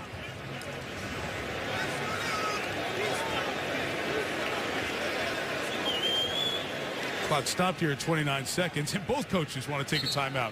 Coughlin wants a timeout to make sure they look at this. As Witten was fighting for yards, very close to see if the ball came out. In the last 2 minutes, all replays handled upstairs, and that ball's coming out before any body part is down. Well, that ball is clearly out. The Cowboys might regret taking a timeout here. Well, the Giants did. Both were calling timeouts, and Coughlin was doing it for the express purpose of trying to get a forced review upstairs. The whistle did call the play dead. The whistle blew. Just the ball was coming out. If down by contact, and remember the controversy yesterday with Pittsburgh and Miami did not have a clear recovery via replay, so that could not have been given to Miami, even though Channing Crowder of the Dolphins came out of the pile with it. In this case, and Miami fans, you see the rule, the other side of it, you do have a clear recovery by the Giants' Deion Grant. But there's Tom Coughlin. He's assuming he's going to get the ball back, and he's talking to Eli Manning, previewing the situation. Hey, Eli, we have 29 seconds. We have 3 timeouts left, 2 timeouts left now. We have plenty of time to get into reasonable field goal position. Tom Coughlin thinks he's won this challenge. Yeah, Eli's over there's got a helmet on. He's ready to go. Well, the Giants' entire offense is out there, save Eli, in ready-to-go position here.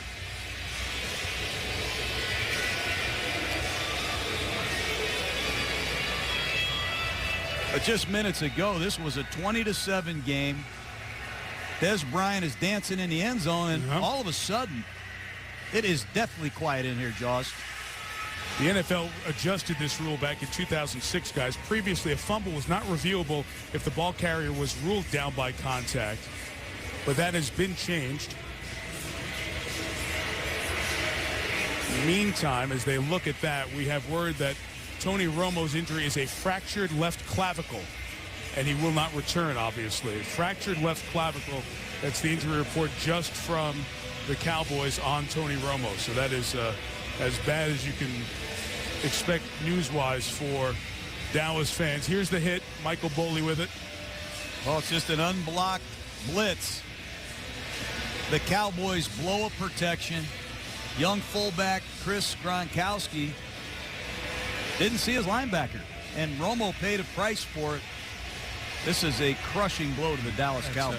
Awful, awful injury. Short and long term. Now, if the Giants are awarded the ball here, back to this at the moment situation, they'll be awarded the ball at the spot where Deion Grant recovers. Because it's down by contact, you get the ball at the spot of the recovery of the After fumble. reviewing the play, the ball did come loose. It is a fumble. New York did recover the ball.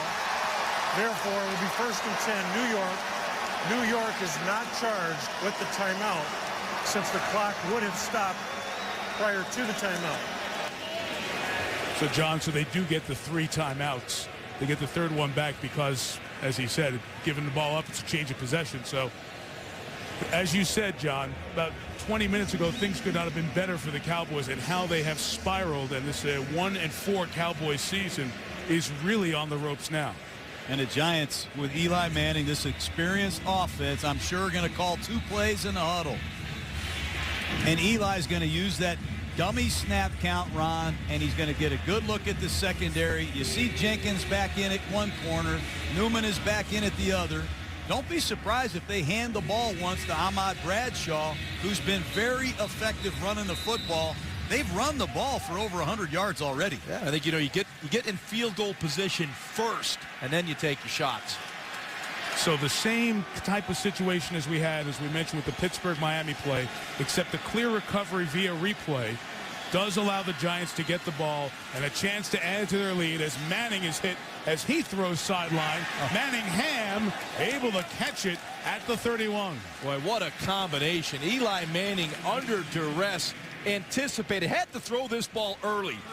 So he took something off it, and look at the toe dance by Manningham on the sideline. Just terrific. From the 31, Cowboys running around. With timeouts, they can run. Bradshaw only gains 2 yards. Giants will take a timeout with 25 seconds remaining. Well, the big news continues here. You know, Tony Romo is a guy who grew up idolizing Brett Favre growing up in Wisconsin. Romo gets hurt here. We saw last night Brett Favre getting injured at Lambeau against the Packers. Stayed in the game. Nearly had a great comeback. Percy Harvin couldn't keep it in the back of the end zone. And when you see something happen like this to Romo, you're reminded of how amazing Favre's streak has been, and will it continue is now the next question. Yeah, this looked very bad. You know, Favre was struggling, after that hit. You see coming off the field after the game. For one of the few times you see Brett Favre, he looked wounded. Normally this guy's a warrior. He didn't look right to me. And I've been watching for 20 years, so something may be up. Yeah, and Adam and Morton will have more coming up with Chris Berman here at halftime. Yeah, he's a 41-year-old quarterback, and I agree. The look in his eye, the comments that he made I'd never seen or heard before. I think Brett Favre's going to be idle for a while. Well, the more from the guys coming up here on the Toyota Halftime Show, and certainly throughout the week as Minnesota gets set to play New England. 2nd and 8. Giants have 2 timeouts. Eli throws to Steve Smith, inbounds. Giants will take another timeout. The ball caught at 25 and 18 seconds remaining. The New York Giants love trips formation. And if you just study them carefully, they love to isolate Hakeem Nicks on the backside. And when it's double zone, they're going to work Steve Smith in the slot. And when the safeties are back here together, Eli just says they're doubling Nicks up top. I'm going to throw the ball to Steve Smith all night long. And they have done an unbelievable job with this package over the years. There's the master of the trips formation, Eli Manning. Don't be surprised if they load the formation again with 3 receivers to the right and 1 to the left. Here they come again. And if they single up Nicks down here, Mike Jenkins is going to get a workout. Well, that cover 2 last year, it was Steve Smith going down the hole for the touchdown. Eli Manning's never had 4 touchdown passes in a half. He has 3 here. He would have had 4 if he could have found Steve Smith, who had a step on Newman, but Eli overshoots him a bit. And the Giants will have a 42 or 3 yard field goal attempts coming. You know, I love the play because they took their shot. They worked the ball down in the field goal range. They got Steve Smith. They actually got over the top of Terrence Newman, but Eli just put a little bit too much air under it. The Giants really did an excellent job in pass protection. They have done a nice job with DeMarcus Ware in the first half. Yeah, I mean, we haven't mentioned Jay Ratliff or DeMarcus Ware. Those guys dominate football games. Tynes didn't kick last week, ankle injury, and almost was blocked. It was slow getting up, but a penalty marker's down after the kick. A hold against the Giants. John Parry's getting a frustrated Coughlin back to his spot. Holding, number 57, 10-yard penalty, and we'll re-kick. 4th down. Well, that's a penalty you don't see very often. And Chase Blackburn can't believe it either. Dallas had a good rush up the middle and off the edge as well. I mentioned Tynes did not kick last week. He had a sprained ankle. Shane Graham came in and kicked 4 extra points. And then Graham was released as Tynes was good to go. This will be now from 53 yards.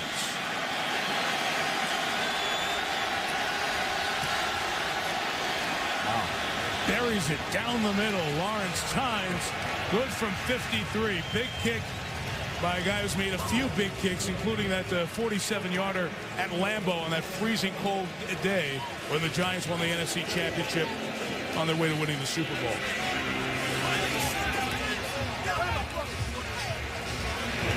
So Eli's team up 24-20, and we will see Peyton's team next Monday night in Indianapolis as the Houston Texans come calling on the Colts. Arian Foster and his good rushing attack with Houston coming up on Monday Night Football next week. On our Monday Night Football bus, John, you had a chance to visit with Eli and ask him a very interesting question. Which of these quarterbacks should I take? I got this guy right here, Eli Manning, or would I take this guy here, Peyton Manning? Which one of these guys do I want? Well, I think you got 2 pretty good choices, but I think you go with me, Coach. You know, Peyton's he's getting up there. He's getting up there in age. He's a good player. You know, he's still playing at a high level and playing great. But I got you. You know, I'm happy. I'll take care of you. He's getting up there a little, huh? Man, you got a younger brother. Look at this guy. I mean, you would never know. He threw 2 interceptions. Right. A lot of guys become basket cases like me. He just stands in there. Amnesia, you have to have it as a quarterback. That's an attribute. Well, Tynes' 53-yard field goal was the longest of his career. Kept the ball inbounds there as we go to the half. 17 points in the last 4:20 of the second quarter has given the Giants a 24-20 lead. We run through the sports bar for the Toyota halftime show and Boomer.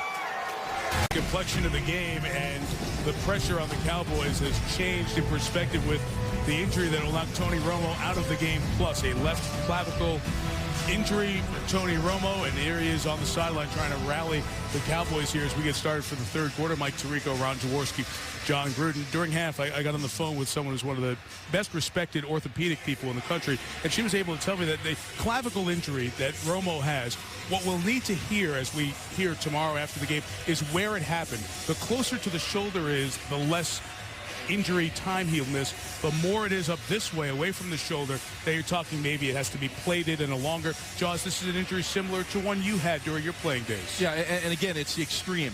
You know, I had it way back in my second year in the NFL, and I recovered from it, but it's a tough injury to come back from.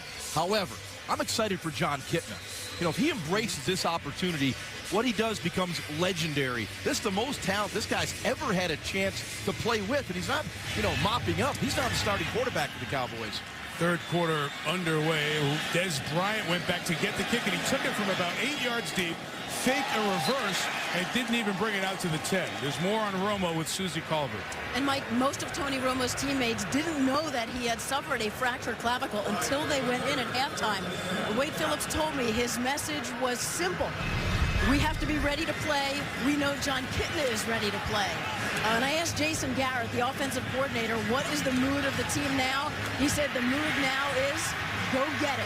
They are ready to go.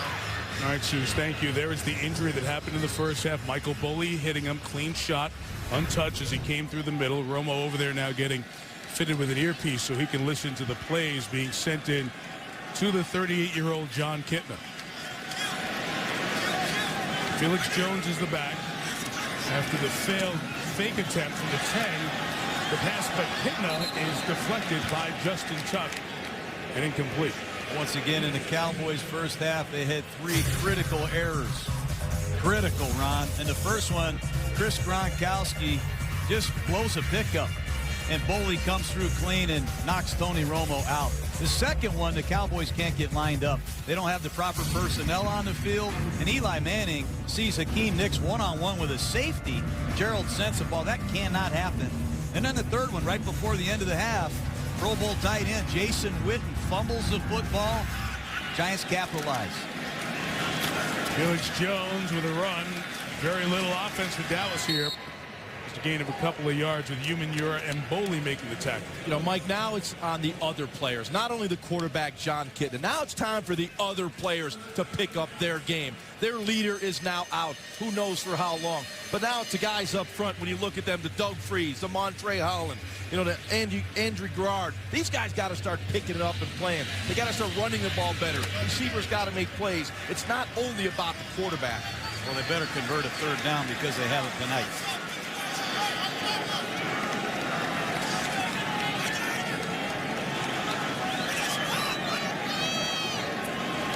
It's the 4-man rush. Kitna lofting for Witten. Overthrows him and incomplete. And there's a 3 and out. They're 0 of 5 on third down tonight, John. And that's what defensive coordinator Perry Fuel told us, guys. We got to stop these guys on third down, and we're going to change the looks. We're going to walk around. We're going to play odd fronts, even fronts. We're going to blitz, and we're going to turn O.C. Umenyiora loose. And he's been in the face of the quarterback most of the night. But the Cowboys are 0 for 5 on third down, and the Giants are going to get good field position here.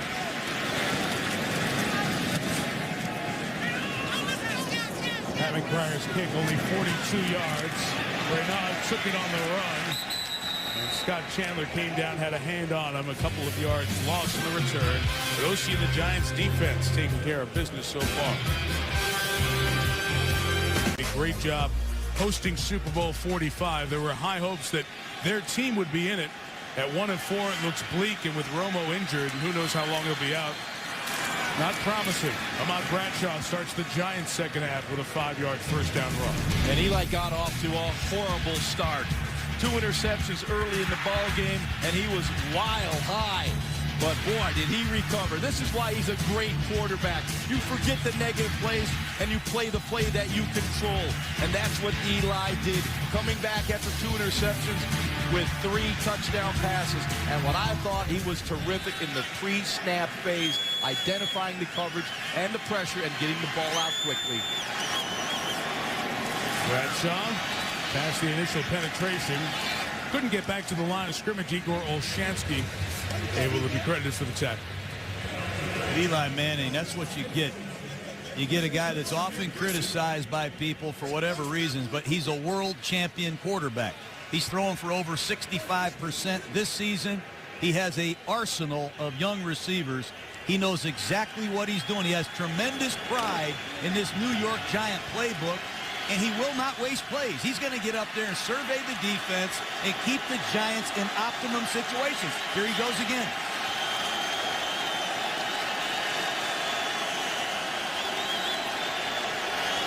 Third and 4. DeMarcus Ware off the edge, just missed the ball.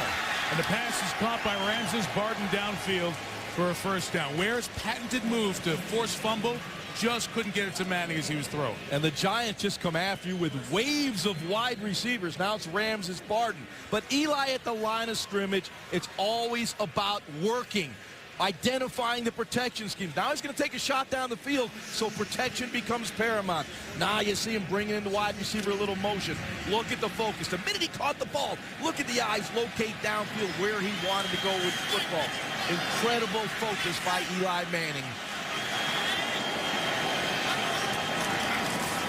Barden's other catches against Houston. Now he's got one against Dallas. And Bradshaw has 1.5 yards. And this Dallas Cowboy defense came in here as one of the top 5 units in football. They've given up over 300 yards in the third quarter's just started. This is a critical gut check for the Cowboy defense. It's a veteran-laden team, and they have got to carry the torch right now with their starting quarterback on the sideline. There goes Ratliff back into the lineup. This is when you find out about your football team. You're under duress right now. This defense has to start making some plays.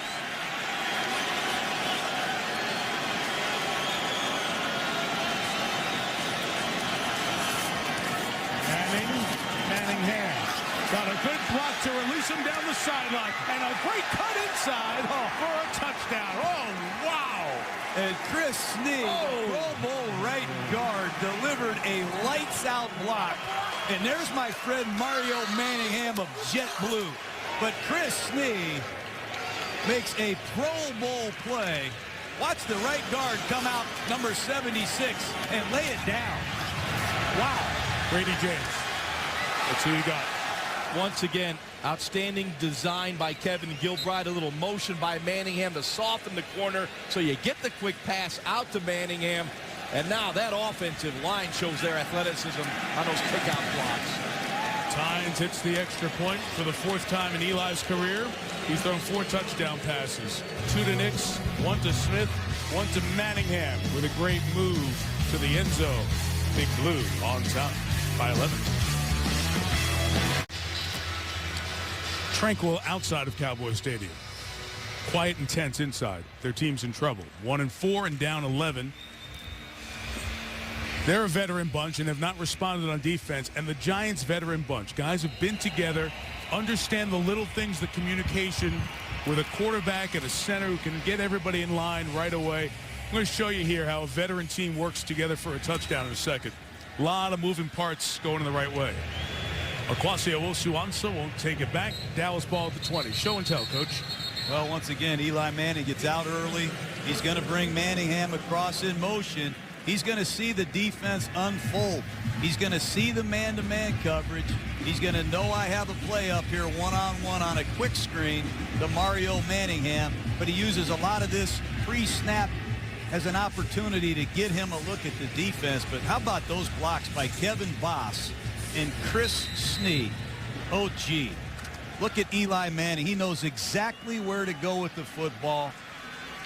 Great execution by that New York Giant offensive football team. Look at those guys. The O-line's been together a long time, as you mentioned earlier, the group that won the Super Bowl. Down 11. The backup quarterback, Kitna to Felix Jones. Eluded the tackle by Boley and back to the line of scrimmage. Cowboys better snap out of this offensively. They've been very conservative since Kitna's come in the game. Screens, draws, and that's been about it for John Kitna. You see Jason Garrett there. He is backed up as a quarterback with both the Cowboys and the Giants, familiar with both sides of this rivalry. And the last thing I asked Jason before he left the Cowboys facility Saturday is, hey, John Kitna hasn't played in 2 years. What do you do if you ever have to go to him? And he said, I use my experience as a backup quarterback of how I try to approach it with John.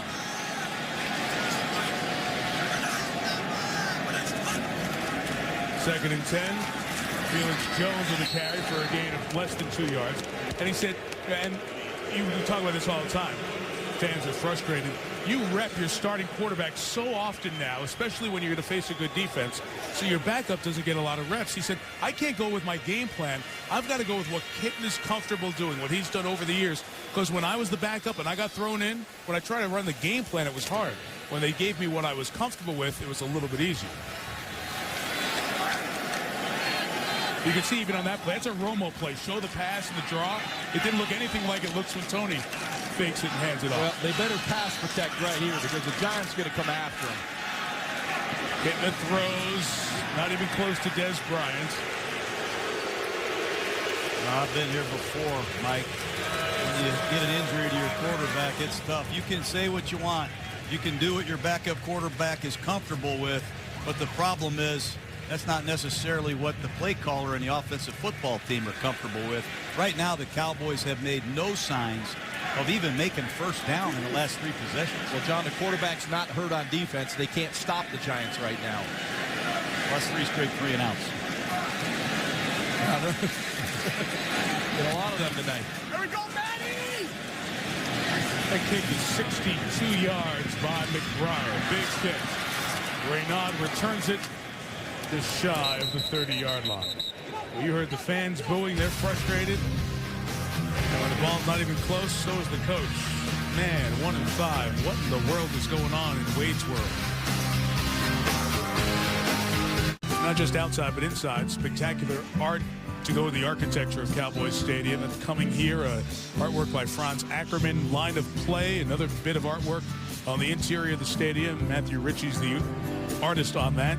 Two Minds, very unique pattern that helps decorate the concourse. Terry Haggerty did that. Starfield, the Vicente Fernandez creation. Just some of the inside work inside this stadium. Jerry Jones is so proud of Cowboys Stadium, which opened last year against the Giants to a record 105,000 tickets distributed, a regular season record. And his son, Steven, who's the chief operating officer, Jerry Jr., who's the executive VP of chief sales and marketing, and Charlotte Anderson. Especially Charlotte has had a lot of work involved with the way this stadium looks beyond the playing field. It really is the finest sporting facility that I've ever been in. It really is. It's one of a kind. It's spectacular, to say the least. Host the Super Bowl here, of course, in February. Akeem Nicks stopped by Terrence Newman.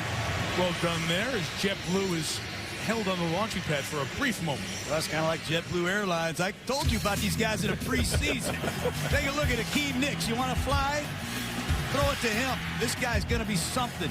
And then there's Steve Smith, last year Pro Bowl receiver, off to another great start. And then there's my friend Mario Manningham out of Michigan, one of the better yard after the catch young wideouts in the game. JetBlue Airlines, they can throw the ball and live in the air here if they need to. Well, you're working for an endorsement tonight, aren't you? Yeah, maybe they'll get you out of here. 3rd and 5. See if Dallas can make a play on defense. Pressure is picked up by Bradshaw. And releasing his Nicks. Holds it like a Nerf ball in that big hand. Size 4XL gloves. Huge hands. First down, Akeem Nicks. Boy, these are hard formations, Mike, to play man-to-man coverage against. Good call by Kevin Gilbride. Tight slot formation here, tight slot formation here, and a lot of crossing routes. Natural pick play right here. And off Akeem Nicks goes. Watch the stiff arm. I just wish Nicks would take better care of the ball. He carries it like a loaf of bread, but this is an uncontested, easy 3rd down conversion. And the Giants' offensive line once again giving Eli plenty of time. Manning is at 17 of his last 20. 18 of his last 21. Nicks with the grab over at the 40-yard line. Talk about those gloves. When he was playing at North Carolina in his college days, they had to special order the gloves, size 4XL. And it's one of the reasons he can walk around holding the football jaws the way you ran it on that first down before. Yeah, John gets nervous about that trivial stuff like that. The only kid that is important. But, man, this guy. I'll tell you, Jaws, they've run about five-yard hitches now, that isolation hitch. And you know what's coming. You know the hitching goes That's coming correct. pretty quick.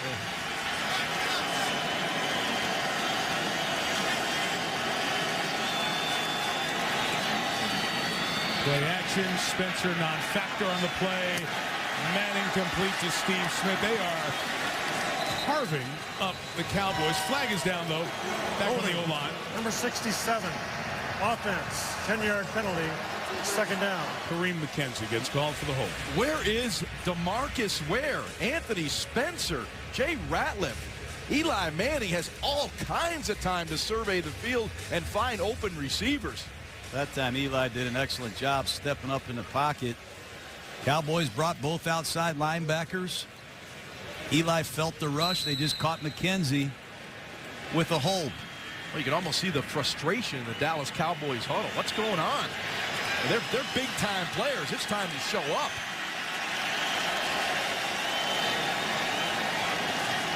Gerald Sensabaugh is on the sideline. He's putting a contact lens back in, so the starting safety is out for the moment. Barry Church, the rookie out of Toledo, is in his stead. Eli Akeem Nicks to the 30-yard line. Another giant first down. Boy, Eli Manning is on fire. They threw the quick screen to Bradshaw earlier. This time they're going to fake the quick screen to Bradshaw and throw the corner route in behind him. And Eli Manning is on fire right now. They are torching this Dallas Cowboys secondary. The Cowboys have no answer right now. Breakdowns in coverage and no pressure on Eli Manning. This is like 7-on-7 right now, those drills where there are no offensive or defensive linemen on the field. Eli 7 for 7 in the quarter. He'll beat you up with a pass. Will batter you with Brandon Jacobs. Oh, boy. To the house. Touchdown, Giants. Well, you just got to really wonder where DeMarcus Ware is. A lot of different Cowboys not even on the field for that play. And you forget Brandon Jacobs is as fresh as he's ever been near Halloween. And they are running up and down the field. Watch Brandon Jacobs just on a counter play, bounce it to the outside, and it's uncontested. And Alan Ball, the safety, that was a business decision there, Jaws. Yeah, no question about it. You know, Rich Siebert got out on the edge, sealed that edge, and once Jacobs got to the outside, no one wanted to tackle him.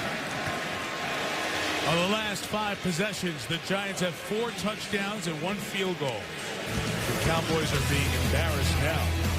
38-20 with a division-leading E-Man.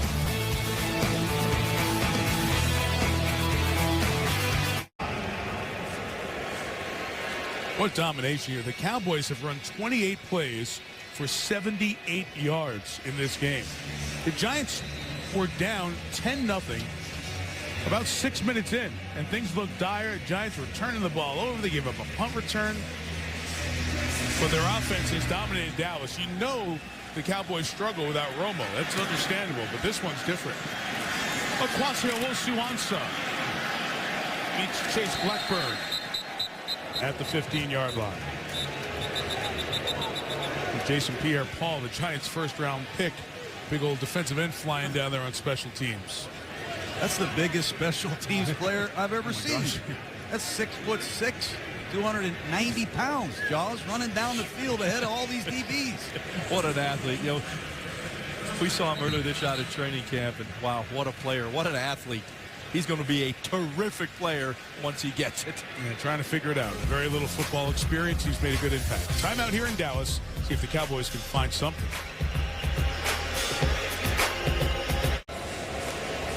First division game for the Giants. They're fixing to go 5-2, barring a big collapse here. Dallas, the other end, could be going 1-5 if they don't have a massive turnaround. Backup quarterback in, down 18, a third of the game left. John Kitna through the hands of Des Bryant, and incomplete. Susie Colbert. And Mike, to add to the injury woes for the Cowboys, we know that left guard Kyle Kozer out tonight. His backup, Montre Holland, is now out as well with a groin strain. And that brings Phil Costa in, Suze. He's a rookie free agent out of Maryland. Played mostly guard at Maryland. Checked him out at center prior to the season. 67, Phil Costa.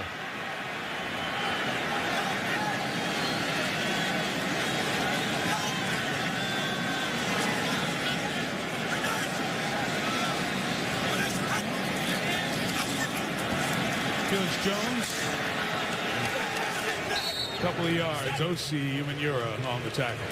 Well, they've gone nowhere on third down, this Cowboy offense. Take a look at this. Nowhere to throw, no time to throw, and an easy sack. And Perry Fuel, the defensive coordinator of the New York Giants, has been in John Kitna's face. He's been in Tony Romo's face.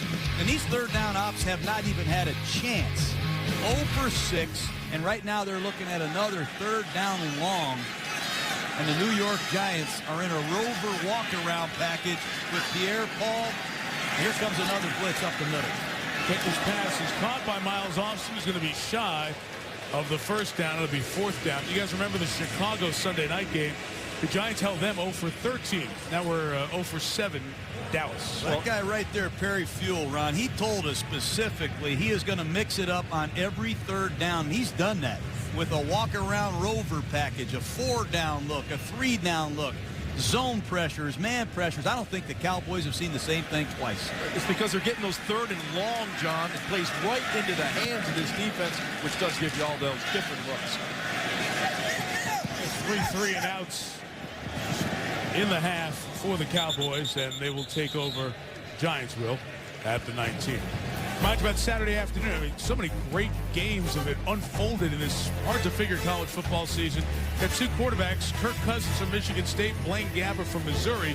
Their teams all of a sudden have a chance to be undefeated all the way through good conferences. Sparty's toughest game left is Iowa. Missouri takes on Nebraska. That's your college football.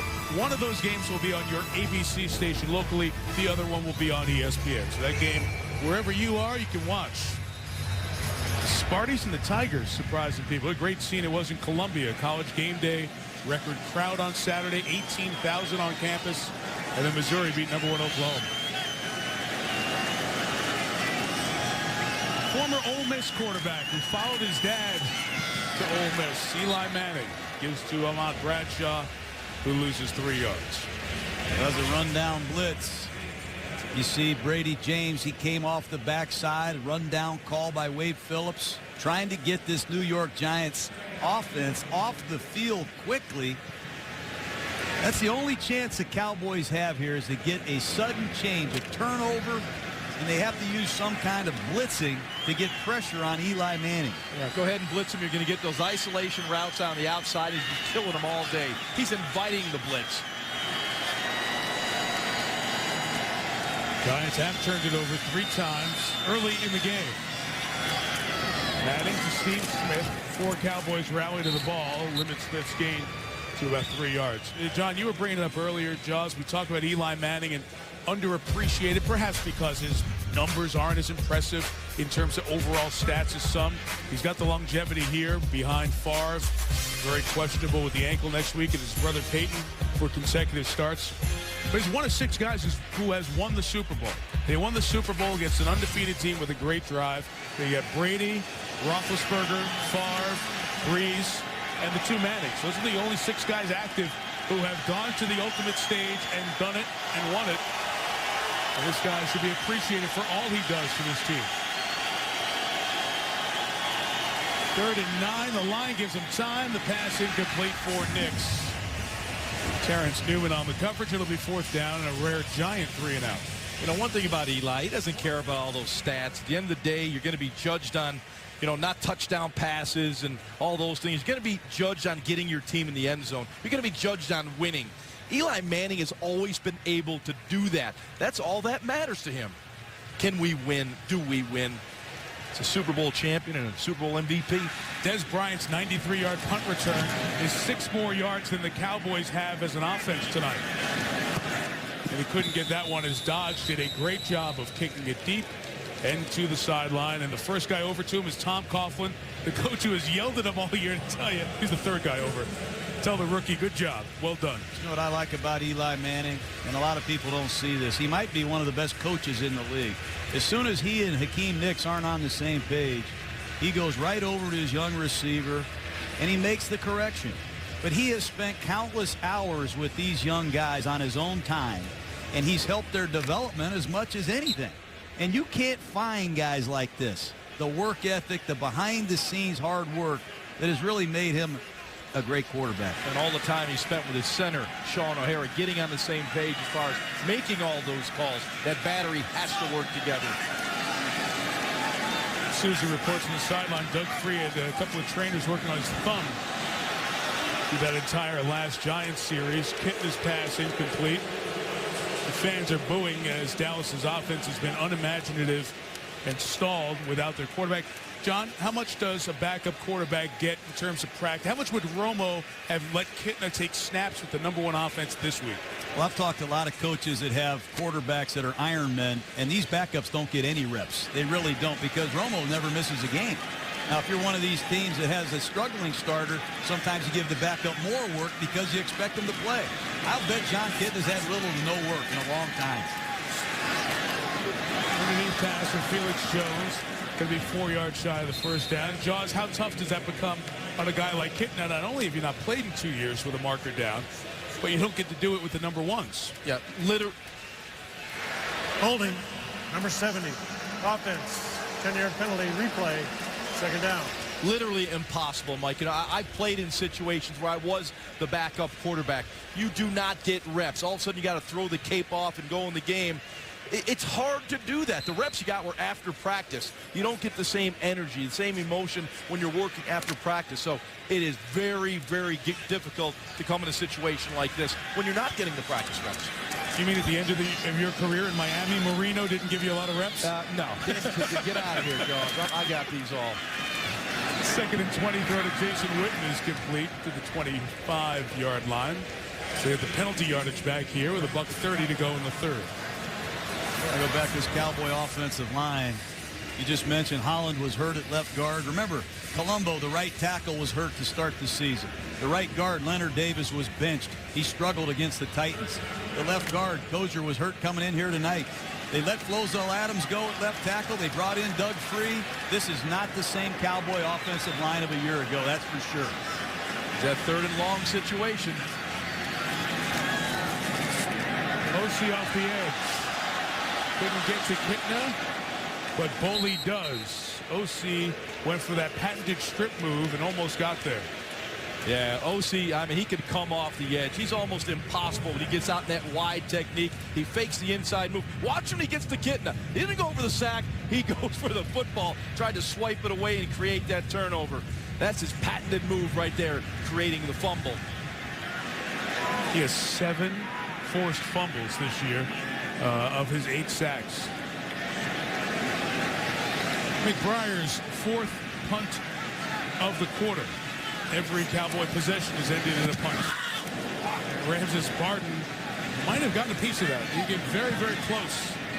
He at least affected how it was hit by McBriar, if anything else. Didn't really get to it. Down to 17. Well, the Giants are taking out quarterbacks. Back in week 1, the opener at the New Meadowlands, Matt Moore taken out and down by Kiwanuka. In week 4, Jake Cutler. They knocked him out. They knocked the number 2 out as well in that game. Got to Caleb Haney, the 3rd. Sean Hill broke his left forearm as he came down awkwardly with Justin Tuck tackling him. Brought Drew Stanton in the game for Detroit. And then tonight, Romo with the fractured left clavicle. And no word yet how long he'll be out. Wade Phillips will be asked at the press conference, and we'll hear what will happen there. But the Giants have made it a habit. They get to the quarterback, they knock him down, they knock him out. And they're legal hits. Been watching that very carefully. They are legal hits. It's just a furious pass rush, and it's 7 or 8 different guys. Yeah, a couple stars. And most of them, John, as you see, come against these spread formations. I think offensive teams have to change their philosophical approach and start thinking protection first, not be in a rush to get 5 receivers out. Oh, getting to another one here. John Kitna had his nose bloodied on that last series. He's over there on the Dallas sideline. Dallas does have 3 quarterbacks dressed. Stephen McGee, the 2nd-year player out of Texas A&M. Drafted last year in the 4th round. He's hoping he doesn't have to see this pass rush. I guarantee you. He's saying, please.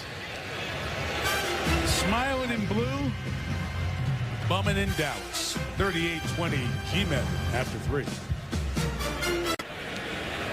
Quarter number 4 here at Cowboys Stadium in Arlington with John Gruden, Ron Jaworski, Susie Culver on the sideline. Mike Tirico, 38-20. The Giants a quarter away from going to 5-2, winning a 4th consecutive game. Trying to make it 5 of the last 6 over Dallas.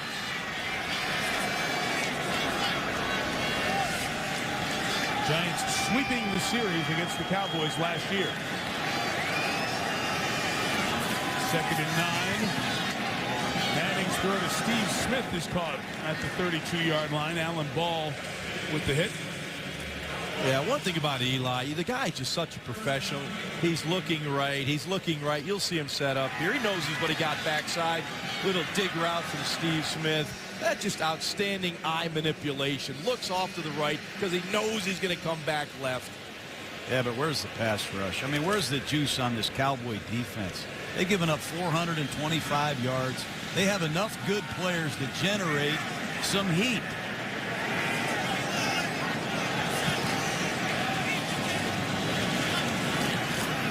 Bradshaw from the 32. Going to gain about 2 yards. Both Hakeem Nicks and Steve Smith have 9 carries for over 100 yard catches for over 100 yards in this game. So you have that JetBlue impact tonight. Their big catches and receptions on the night. Had a couple more for Steve. No joking, guys. We like to keep an eye on Twitter since we're so technologically sound here in the booth.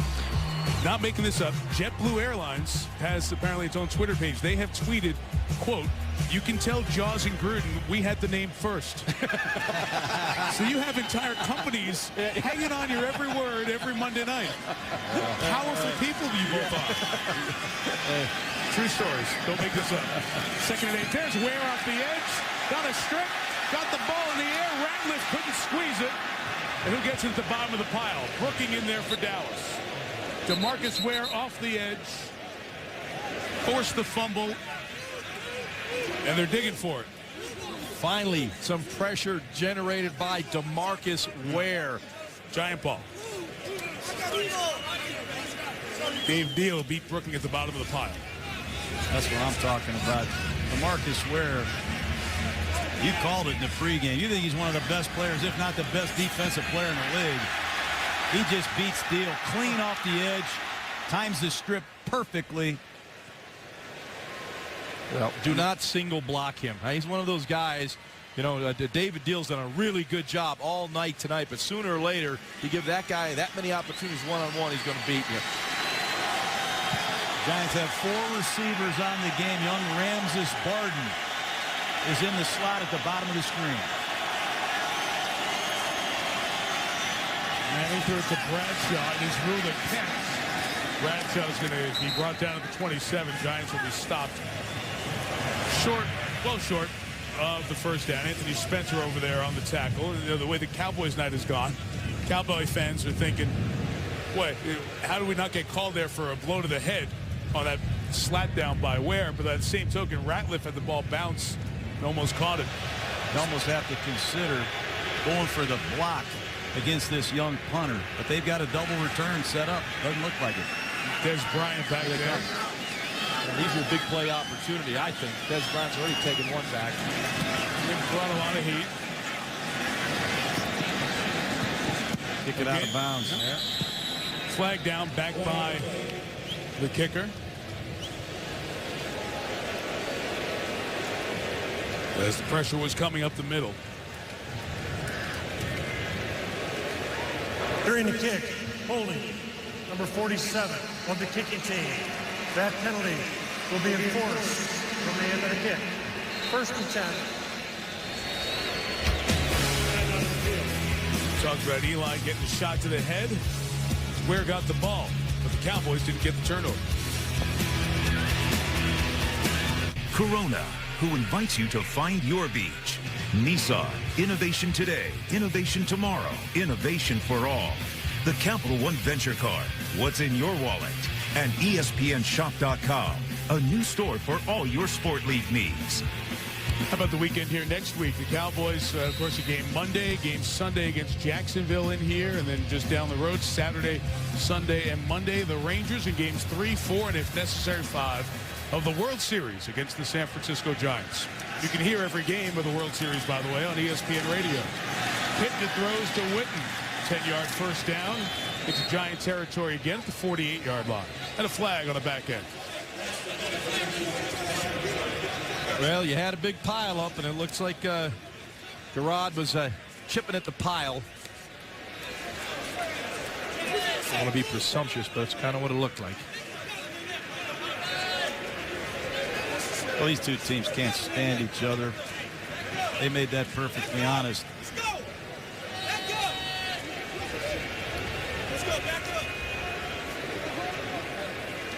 After the play, personal foul, unnecessary roughness. Dallas, number 65. The result of the play was a first down. 15-yard penalty, 1st and 10, Dallas. Let's take a look at it.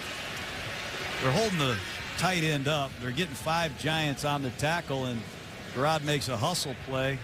You know, that bothered me a lot. I always coached our linemen to rush to the pile and peel some of these defenders off the pile, Ron. They're holding your tight end up. They're holding your receivers up, stripping the ball and gang tackling. And you have a right as an offensive player to play through the whistle. Did you say to the whistle or through the whistle? Well, sometimes you don't hear. All right. Cowboys had their first down of the half. They came minus 4 yards. They go back to Witten, who gets 9. You have the gain, then the penalty. This is what John Kitna needs to do. He's going to go into no huddle, speed this game up, try to reduce some of the things the Giants can do, but watch the New York Giant defense communicate. They do a nice job applying pressure even in a 2-minute situation. Human Euro pressuring, got rid of it to Felix Jones. Gets to the first down line. He's brought down by Antrell Roll. You know what I like with the Giants? When they go with that pass rushing package, the NASCAR, the speed package, they bring in great defensive linemen. And Matthias Kiwanuka is out of the lineup for them for a while with his disc injury. Human Euro rushing there. Yeah, look how quick OC is. I mean, it's a screen set up. The screen doesn't even get set up because Kitna has to get rid of the ball so quick because Human Euro's in his face. Now they're going to try the other side. They're going after Colombo now. Come down below. You got the single isolation route. There you go. Today's Bryant on the slant in, caught by the rookie at Oklahoma State, out of Oklahoma State. Rule he went down. They thought he stayed up on his feet and didn't get a knee touching down. He's whistled at the 33-yard line. Gain of 19. To look at it. Let's isolate Des Bryant here. He's going to run a square in, snatch the ball. You know, on the big screen, doesn't look like he came down, guys. Left knee might have hit. Yeah, left knee did. You think so? Let's see. Let's see, right? There. Nope. Is his elbow down, though? That's a... Elbow, his forearm's down. That would be a body part. He's down there. That's a body part. The fans here might not know the rule. Hand is allowed. Forearm is a body part. It's considered down. Miles Austin up the middle to the 16. Little energy right now from the Cowboys. John Kitna is hustling him, moving him, getting the ball out of his hand quickly, not allowing that giant rush to get to him. They got to punch this in. Although it's a 18-point deficit, they could get a field goal here and cut it to a 2-score lead. If you do score a touchdown, you go for 1. Penalty. Left tackle free is Ball early. start. Number 68. Offense. 5-yard penalty. First down. You know, sometimes you get into the 2-minute drill and you can move the ball well between the 20s. But when you get into the 20-yard line red zone region, sometimes you don't have a lot of plays that you can access in the 2-minute drill. This is going to be a good break for John Kitna. He can huddle. He can get a play that he likes at this part of the field. Human Euro got a great start off the edge behind Roy Williams, who has been notorious for his on-target drops. Passes that are on target he should catch. Has been among the league leaders, or worst, if you will, in that category over the last 3 years. This was an errant throw. You can see this ball, you know, it would have been a great catch. But when you got to slow down, I don't know if I'd call that on target. Whitten out of bounds near the 6-yard line. Yeah, Roy has not dropped the ball this year. When you talk about passes and holding on to the ball, he's had a terrific year. There's a with lot 5 of time touchdowns left here, Mike. Dallas can get a score here. It's interesting watching the communication between Jason Garrett and John Kitna in this part of the field. From the 6, Giants light them up. Those are the timing throws that are so much more difficult with a guy who has not played or practiced with these ones as much. Well, the problem is, as a quarterback on those quick timing throws, you need that quick definition. Kitna had pressure in his face. Des Bryant did not give him that quick definition. You throw it away, live to fight another day. You need quarterback-friendly routes in this area. Slant, Williams, incomplete. Looking for Roy, Corey Webster with the coverage. Well, he's played well, hasn't he, this year? Yeah, that's the patented Roy Williams route, this quick slant. But Webster has been terrific. You know, in preparation for this game, you study all the tape. This guy has been outstanding. Teams have targeted him coming into this game 25 times. Only 9 completions against Corey Webster. He's been playing great. 3rd and goal.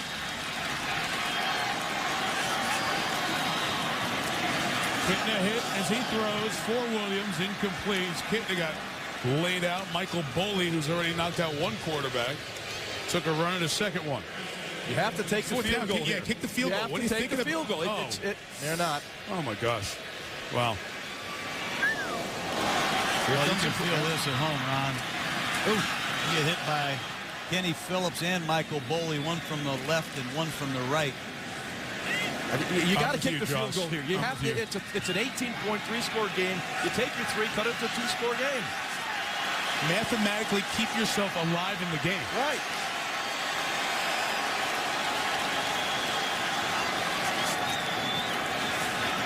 Kidnap, incomplete. The Giants will take over.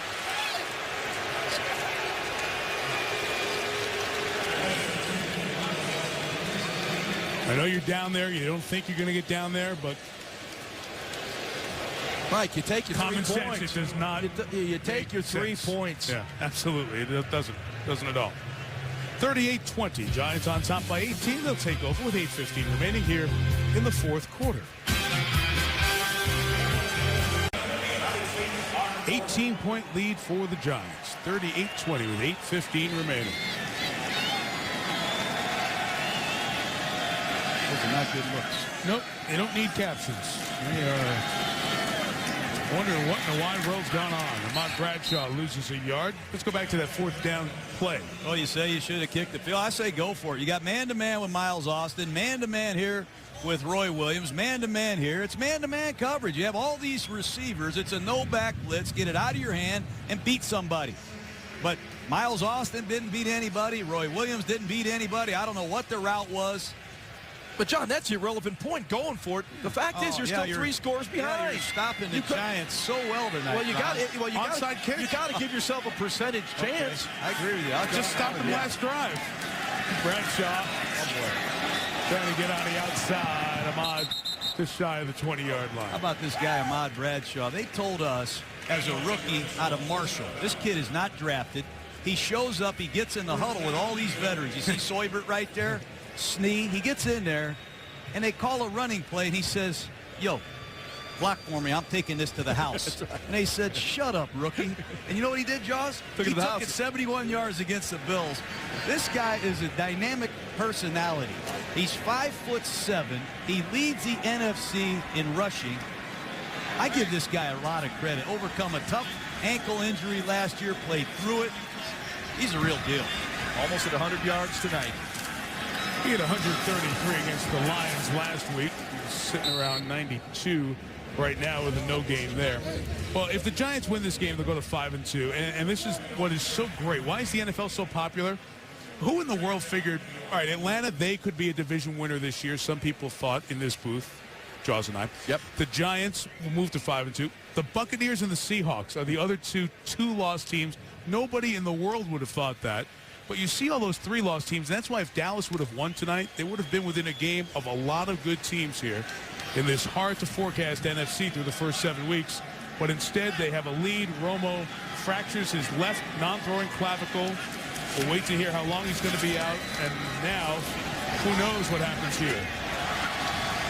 Pass caught by Kevin Boss to the 44-yard line. The first down for Eli and the Giants. Gain of 24. So what do you make? Who's the best team in the NFC? These guys right now. I mean, at this hour. Right now, they're the best team. I mean, they came down for a 10-0 deficit, 20-7, and you look at their talent level. I'm leaning over to John a little bit. You are that was a sleeper. I got to go to that dark side every once in a while. You guys are unbelievable. Yeah. It's not even Halloween yet. When we got that Lombardi Trophy, it was the end of January. Right. I don't remember winning a division championship until the end of December. Well, Mike has a ton of football left. These guys right here in the Jets, how about that for a Super Bowl in this stadium? That run, guys, does two things. It puts Ahmad Bradshaw over 100 yards for the night and makes him the leading rusher in the National Football League through Week 7 with that carry. And look at Brandon Jacobs down on the sideline. It's big brother and little brother. There's no animosity between these two guys. One cheers for the other. But take a look at Bradshaw on this draw play. Bounce it to the outside. That's a bad play by Spencer, number 93. You have to set the edge. You can't let Ahmad Bradshaw bounce the ball out on the perimeter or he'll gash you. We'll give some love to Bear Pascal. Pretty good block. Hooking him to get to the edge. Fumble the football. Scoop by DeMarcus Ware of the Cowboys, who is ruled down by contact. and blown dead at the 45, but it would be Dallas ball on the fumble, which was the problem for Bradshaw at the start of this season. He fumbled and lost 3 all in the first 4 games of the season. So the Giants, a 4th turnover in the night. The Cowboys stop them, and they have an opportunity to score again.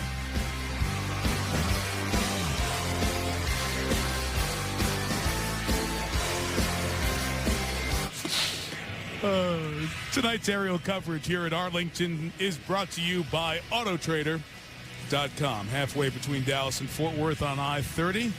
The fans have headed to I-30 trying to get on home in the Metroplex. They didn't see Ahmad Bradshaw's bad mistake there. A fumble up 18. Gives Dallas the ball at the plus 45. Here's Kitna. Over the middle, broken up by Deion Grant. And time for a Sports Center right now with Trey Wingo. Michael, thank you. Tony Romo's streak of 29 straight regular season starts looks like it's coming to a close. Brett Favre's may end at 291. The Viking QB has 2 fractures in his left ankle. Not sure if he'll be able to go Sunday when they take on the Patriots. Meanwhile, Jets cornerback Darrelle Revis says his pulled left hammy is 100% healthy. Coming off the bye, he will be there when they host Green Bay. And I would have kicked the field goal, Mike. Thank you. Glad you're with Thanks. us, Trey. Yeah. Gruden appreciates it as well. Kitna hit from behind. That ball's out. Tuck and Cofield knock it free. And the ball's recovered by Justin Tuck and the Giants.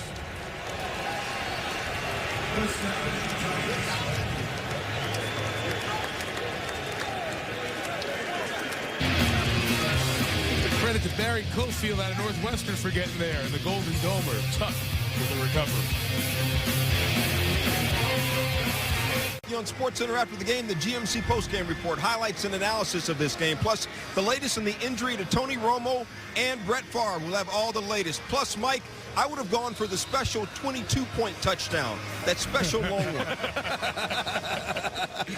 See? Yeah. Everybody's listening. JetBlue, Stu. I agree with Stu. Let's go over the 22-point play. Bradshaw fumbled, so Brandon Jacobs is back in the game at the running back for the Giants. It's the one bad thing tonight for Tom Coughlin. His quarterback threw 2 picks. Each of his running backs has fumbled. But his Giants have gotten a good passing game from Eli Manning. His Dallas defense gave up 300 yards passing to a quarterback for the first time since Eli did it when this building opened in the regular season. The opening game of 2009. Eli had over 300 on him. Well, the Giants are doing it with all 3 phases. Yep. Their offensive line intact again with the return of O'Hara. All their receivers, their running game. And this defense looks menacing. How's that for 3 cylinders? Very good, John. You know, coming into this game, they were only giving up 4.3 yards per play. That was the best in the NFL, 4.3 per play. And they're better than that tonight. This Giants defense is outstanding. What exactly, Cliff Lee's done a great job for the Rangers. What exactly was Igor Olshansky doing? Doing a dance coming out of the pile on the tackle there as the timeout's taken with 3:31 to go. Peace. Timeout Dallas. Yeah, well, Eli Manning has been very sharp. Here's his touchdown passes. You know, he's going to see the pressure right here. He knows it's coming. Here, he's got to get rid of the football. Outstanding anticipation.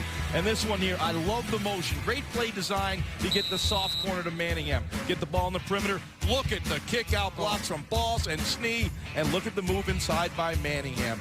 Kevin Gilbride, the offensive coordinator, has had an outstanding game tonight of breaking down the Cowboy defense, and Eli has found the holes and exploited them.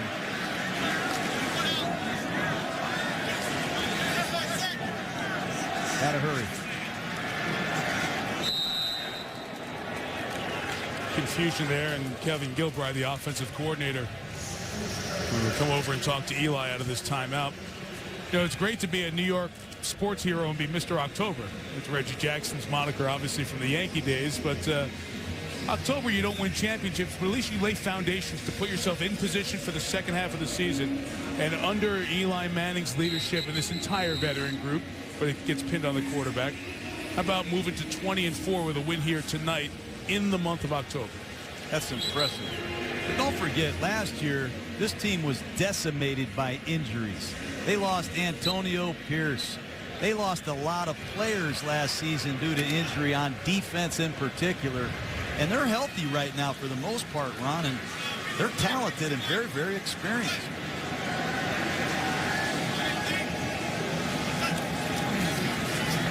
Play action on 3rd and 5. Manning throws. He throws another interception. It's Keith Brooking with the pick. And Jacobs brings him down to the 15-yard line. So Keith Brooking comes up with a play. That's his 3rd interception from Manning tonight. Now, I'm just shocked that Eli took a chance like this. This is the only chance Dallas has. The Giants have turned the ball over on their last 3 possessions. But watch Eli right here. He's just going to come out. He's going to reverse pivot. He's going to throw the ball into the flat. The Bear pass go under duress. Bad decision, and Kevin Gilbride told us that yesterday. Just give up on a bad play, throw it in the dirt, move on. I'm shocked Eli gave the Cowboys this kind of an opportunity. So for Keith Brooking, a rare interception. It's his first interception since December 24th, Christmas Eve of 2005 in a game in Tampa. Tampa. Dallas takes over 1st and 10 at the 15. I remember that. Bryant does a great job with the stiff arm, and there's a Cowboy touchdown. Wow, if they had that 3 points, this thing would be a 1-score game. Sure would. And the Giants have been very careless. And I'm sure if you look at Tom Coughlin, you're going to see a very upset man. You're right. You're absolutely right about that. Dallas is lining up to go for 2 here. That 2 is a mistake. That's a mistake. They're doing the wrong thing. Here's the touchdown again with Des Bryant. Well, this guy's magnificent after the catch. That's a stiff arm. Des Bryant finds the end zone for the 2nd time. His 2nd is a reception on the season. He had the punt return earlier. Again, if you miss here, then you're down 12 and you need 2 touchdowns. If you kick the extra point, you're down 11 and you need a field goal, a touchdown, and a 2-point. You never go for the 2 until you absolutely need to. Don't go for 2 until you have to. We say it every week.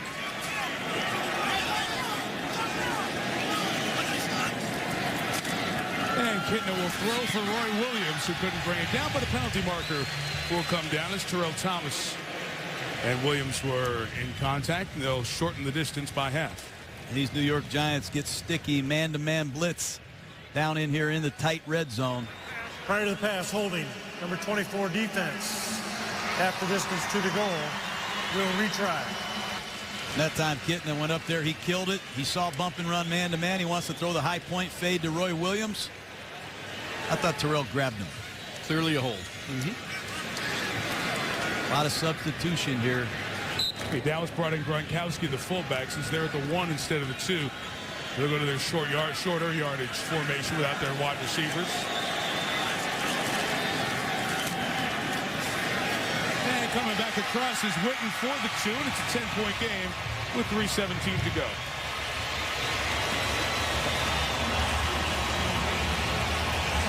All right, John Kitna leads a touchdown drive. It has been a long time since he's done that, and the Giants have been very generous and taken the foot off the accelerator here with 2 turnovers past the halfway point of the 4th quarter. The whole tenor of the game changed on this play in the 2nd quarter. The rookie fullback Gronkowski does not step up to get Boley, the blitzing linebacker. Boley plants Romo to the ground. He has a fractured left clavicle. We have no word on how long he will be at. Romo tried to put himself back in the game a couple of plays later, but they stopped him, took him back for further examination. The fractured left clavicle will be further diagnosed as we go along, and then you have a conversation about how long he'll be out. A lot of it is dependent on where the fracture is, closer to the shoulder or closer to the neck. A 10-point game here at 38-28. Let's see the Giants trying to prepare for a potential onside kick. Oh, this is their hands team. And you have to practice so many situations now, Mike, when you're on the receiving end of a hands team situation because the rules are different. You can only have so many players on each side of the kicker. You're not allowed to overload. But take a look at how the Cowboys deploy. They're going to have a number of guys up here, and they'll check the numbers there. They'll have a 3-on-2 situation here, and they'll have a numbers situation down here. Beeler is going to automatic to the side where he feels like they have a chance. Look down here at the bottom. The fake one way. Beeler tries to get it, but it's got to go 10 yards. He's waiting like a little baby for it to crawl to him. And there's a pile there. did a Giant touch it before it went 10 yards, thus allowing the Cowboys to legally recover it? It has to get to the 40 before a Cowboy can recover it legally. Well, at the 40-yard line, it looked like a Cowboy was right on it, just as it went 10 yards. Yeah, you hear them saying blue ball as the officials are in there, which I mean the Giants have it. It was Beeler, the kicker, who was hovering over the ball. Well, it's a middle dribble. They were light to the middle. The Giants deployed for the onside kick to be to the right side, and Beeler saw the deployment of the Giants. He did a nice job of tapping the ball in there. This Beeler's an interesting athlete, one of the strongest, quickest kickers you'll ever meet. Good design. Unfortunate that they didn't get that back. Nice job by Travis Beckham. And you said that Beeler, he set the record for kickers in that automatic weight, the 225-pound lift at the combine. I saw him down in the field. I said, well, there is the best weightlifting kicker we've seen in the NFL, and he laughed, and you could use his strength there in that situation. The Giants have turned it over the last couple of times. 3:16 to go. Bradshaw with a convoy of Giants. Snee with his third downfield block of the game. Bradshaw refusing to go down at the 16-yard line. Well, since we don't know how long Romo will be out, let's look at what the Cowboys have coming up. They have Jacksonville coming in here next week, and Jacksonville lost both of their quarterbacks when we saw them last Monday night. Then they go to Green Bay, a game Romo was dying to play in. Wisconsin guy wanted to go play at Lambeau. They have to go to the Giants here, so 3 games in a very short period of time. Then the Lions come in here, and then the quick turnaround for Thanksgiving against the Saints and the Colts to follow. And so much of it, as the timeout was called on the field, so much of it's going to depend on what the medical news is on Romo in the hours and days to come. You know, everyone's going to focus on Romo, and rightfully so. He's the quarterback of this team. But no one stepped up. No one stepped up. I'm going to blame it on John Kitna. He's not getting rest, but no one else stepped up for the team. Not the running game, not the defense. It wasn't a collapse because Romo got hurt. They're going to give up 500 yards in this game here. They've given up 489 to this point. Duke Calhoun, the rookie out of Memphis, in there for the Giants at a receiver spot. He's blocking for Brandon Jacobs, who carries 4-3. Dallas takes its final timeout with 2:55 on the clock, John. I agree. The Dallas Cowboys with a 20-7 lead. They had 3 critical errors in the first half. And we can sit here and bury the Cowboys, and they deserve a lot of criticism. But I want to go back to the New York Giants. They were 1-2, and I heard everybody criticizing them, how they're going to have to blow that whole thing up. They've won 4 straight football games in really convincing fashion. They've given up 180 yards of offense. They dominated the Bears when they were 4-0 at home. They've come on the road. This is a good football team that's very experienced and clearly a power in the NFC the way I see it. I saw John Mara, the president and CEO of the Giants, on the field before the game, and I said, well, when it was 1-2, it was the same reaction. He said, yeah, it's been the same noise, same story. Maybe it's time to change Coughlin. Maybe it's time Tom Coughlin leaves. He says, this is such a week-to-week league. It's a great reminder of the steadiness this organization has operated with for this decade, really. Jacobs the carry. But if you're the Dallas Cowboys, you have to go to DeMarcus Ware. You have to go to Jason Witten, Keith Brooking, Brady James. I mean, they've got a lot of very good players. They might have the best young receiving core in the league. They have in the New York Giants. They have Jay Ratliff. They've got a Pro Bowl corner in Newman, another Pro Bowl corner in Jenkins. I agree with you, Ron. They've got to step up as a football team and find a way to win a football game. There's no way this is a 1-5 outfit. Well, they are 1-5, and John, you're talking about that great talent. That great talent was 1-4 coming into this game. This was their water. They had to come up with a big game. They jumped out to a quick lead, and this team just hasn't showed up after they had a 20-7 lead. So what makes you think they're going to come back next week? I know. Inspired? Oh, okay. I didn't say I did. You're talking about they got 11 games left. You're talking about all their great players. Your great players got to play like great players. Giants took another timeout. New York has been sloppy in closing this game out here in the fourth quarter. And you guys talked about Dallas, and this is the big picture story. We opened the game with this. Cowboys falling to 1-5. This was the preseason favorite to win the NFC, falling to 1-5. Only one team, the 1970 Cincinnati Bengals, opened 1-6. And in a 14-game season, won the rest of their games 8-6, won their division, made the playoffs. And they're 0-3 at home. And of these first 6 opponents, really the Minnesota Vikings are the only team of those 6 that was a playoff team from a year ago. Nobody expected this. They felt they were going to come out of the gate with authority. Hasn't happened. 3rd and 5. Bradshaw moving forward, got close to the first down.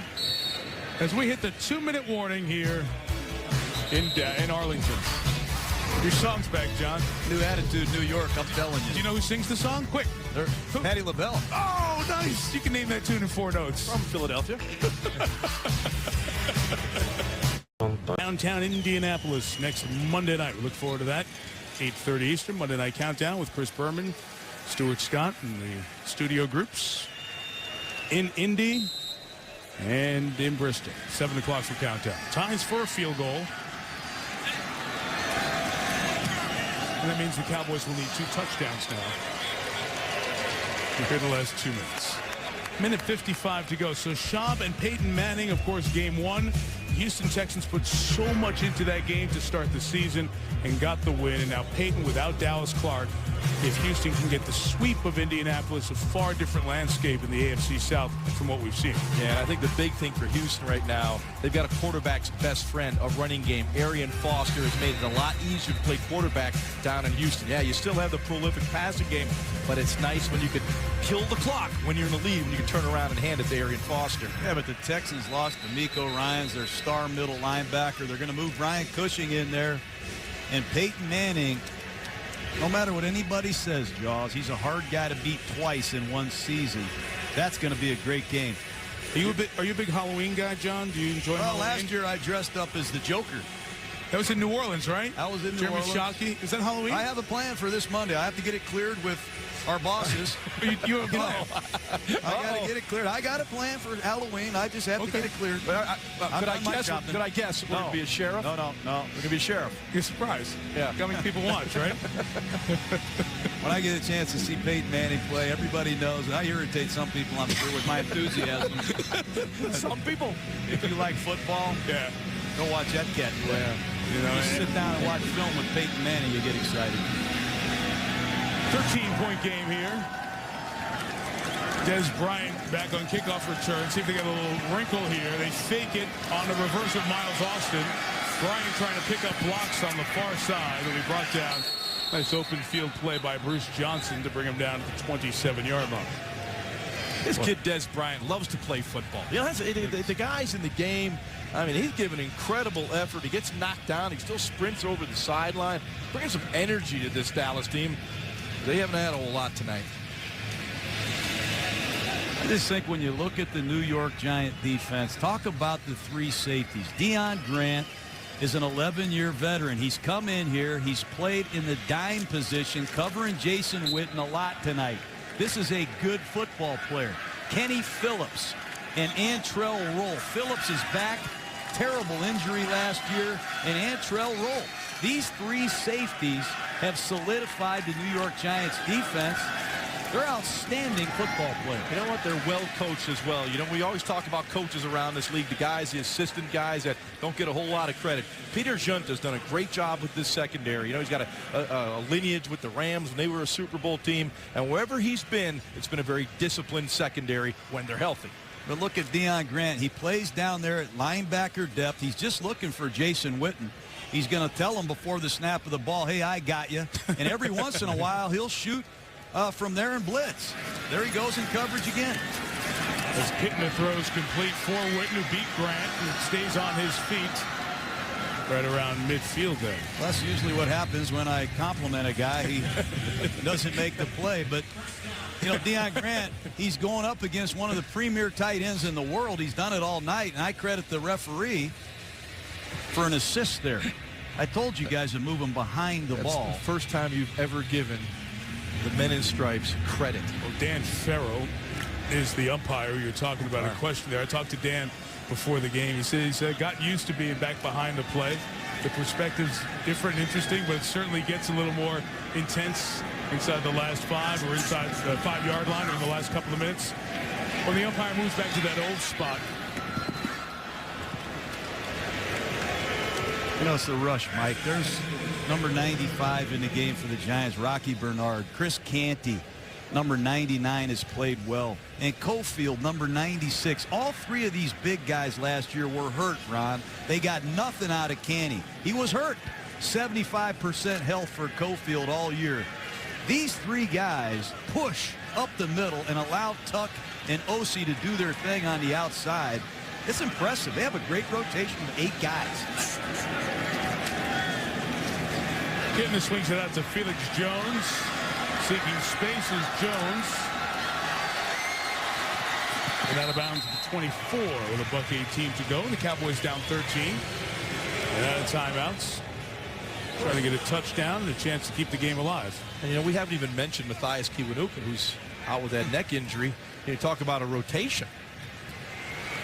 It's a bulging cervical disc. He went to California to get another medical look at it on Monday, and it became worse. Went from a herniated disc to a more serious and more concerning long-term here for the Giants. Witten with the catch. Couldn't get out of bounds.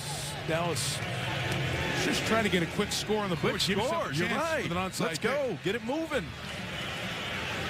They got 1:03 left. You score, onside kick.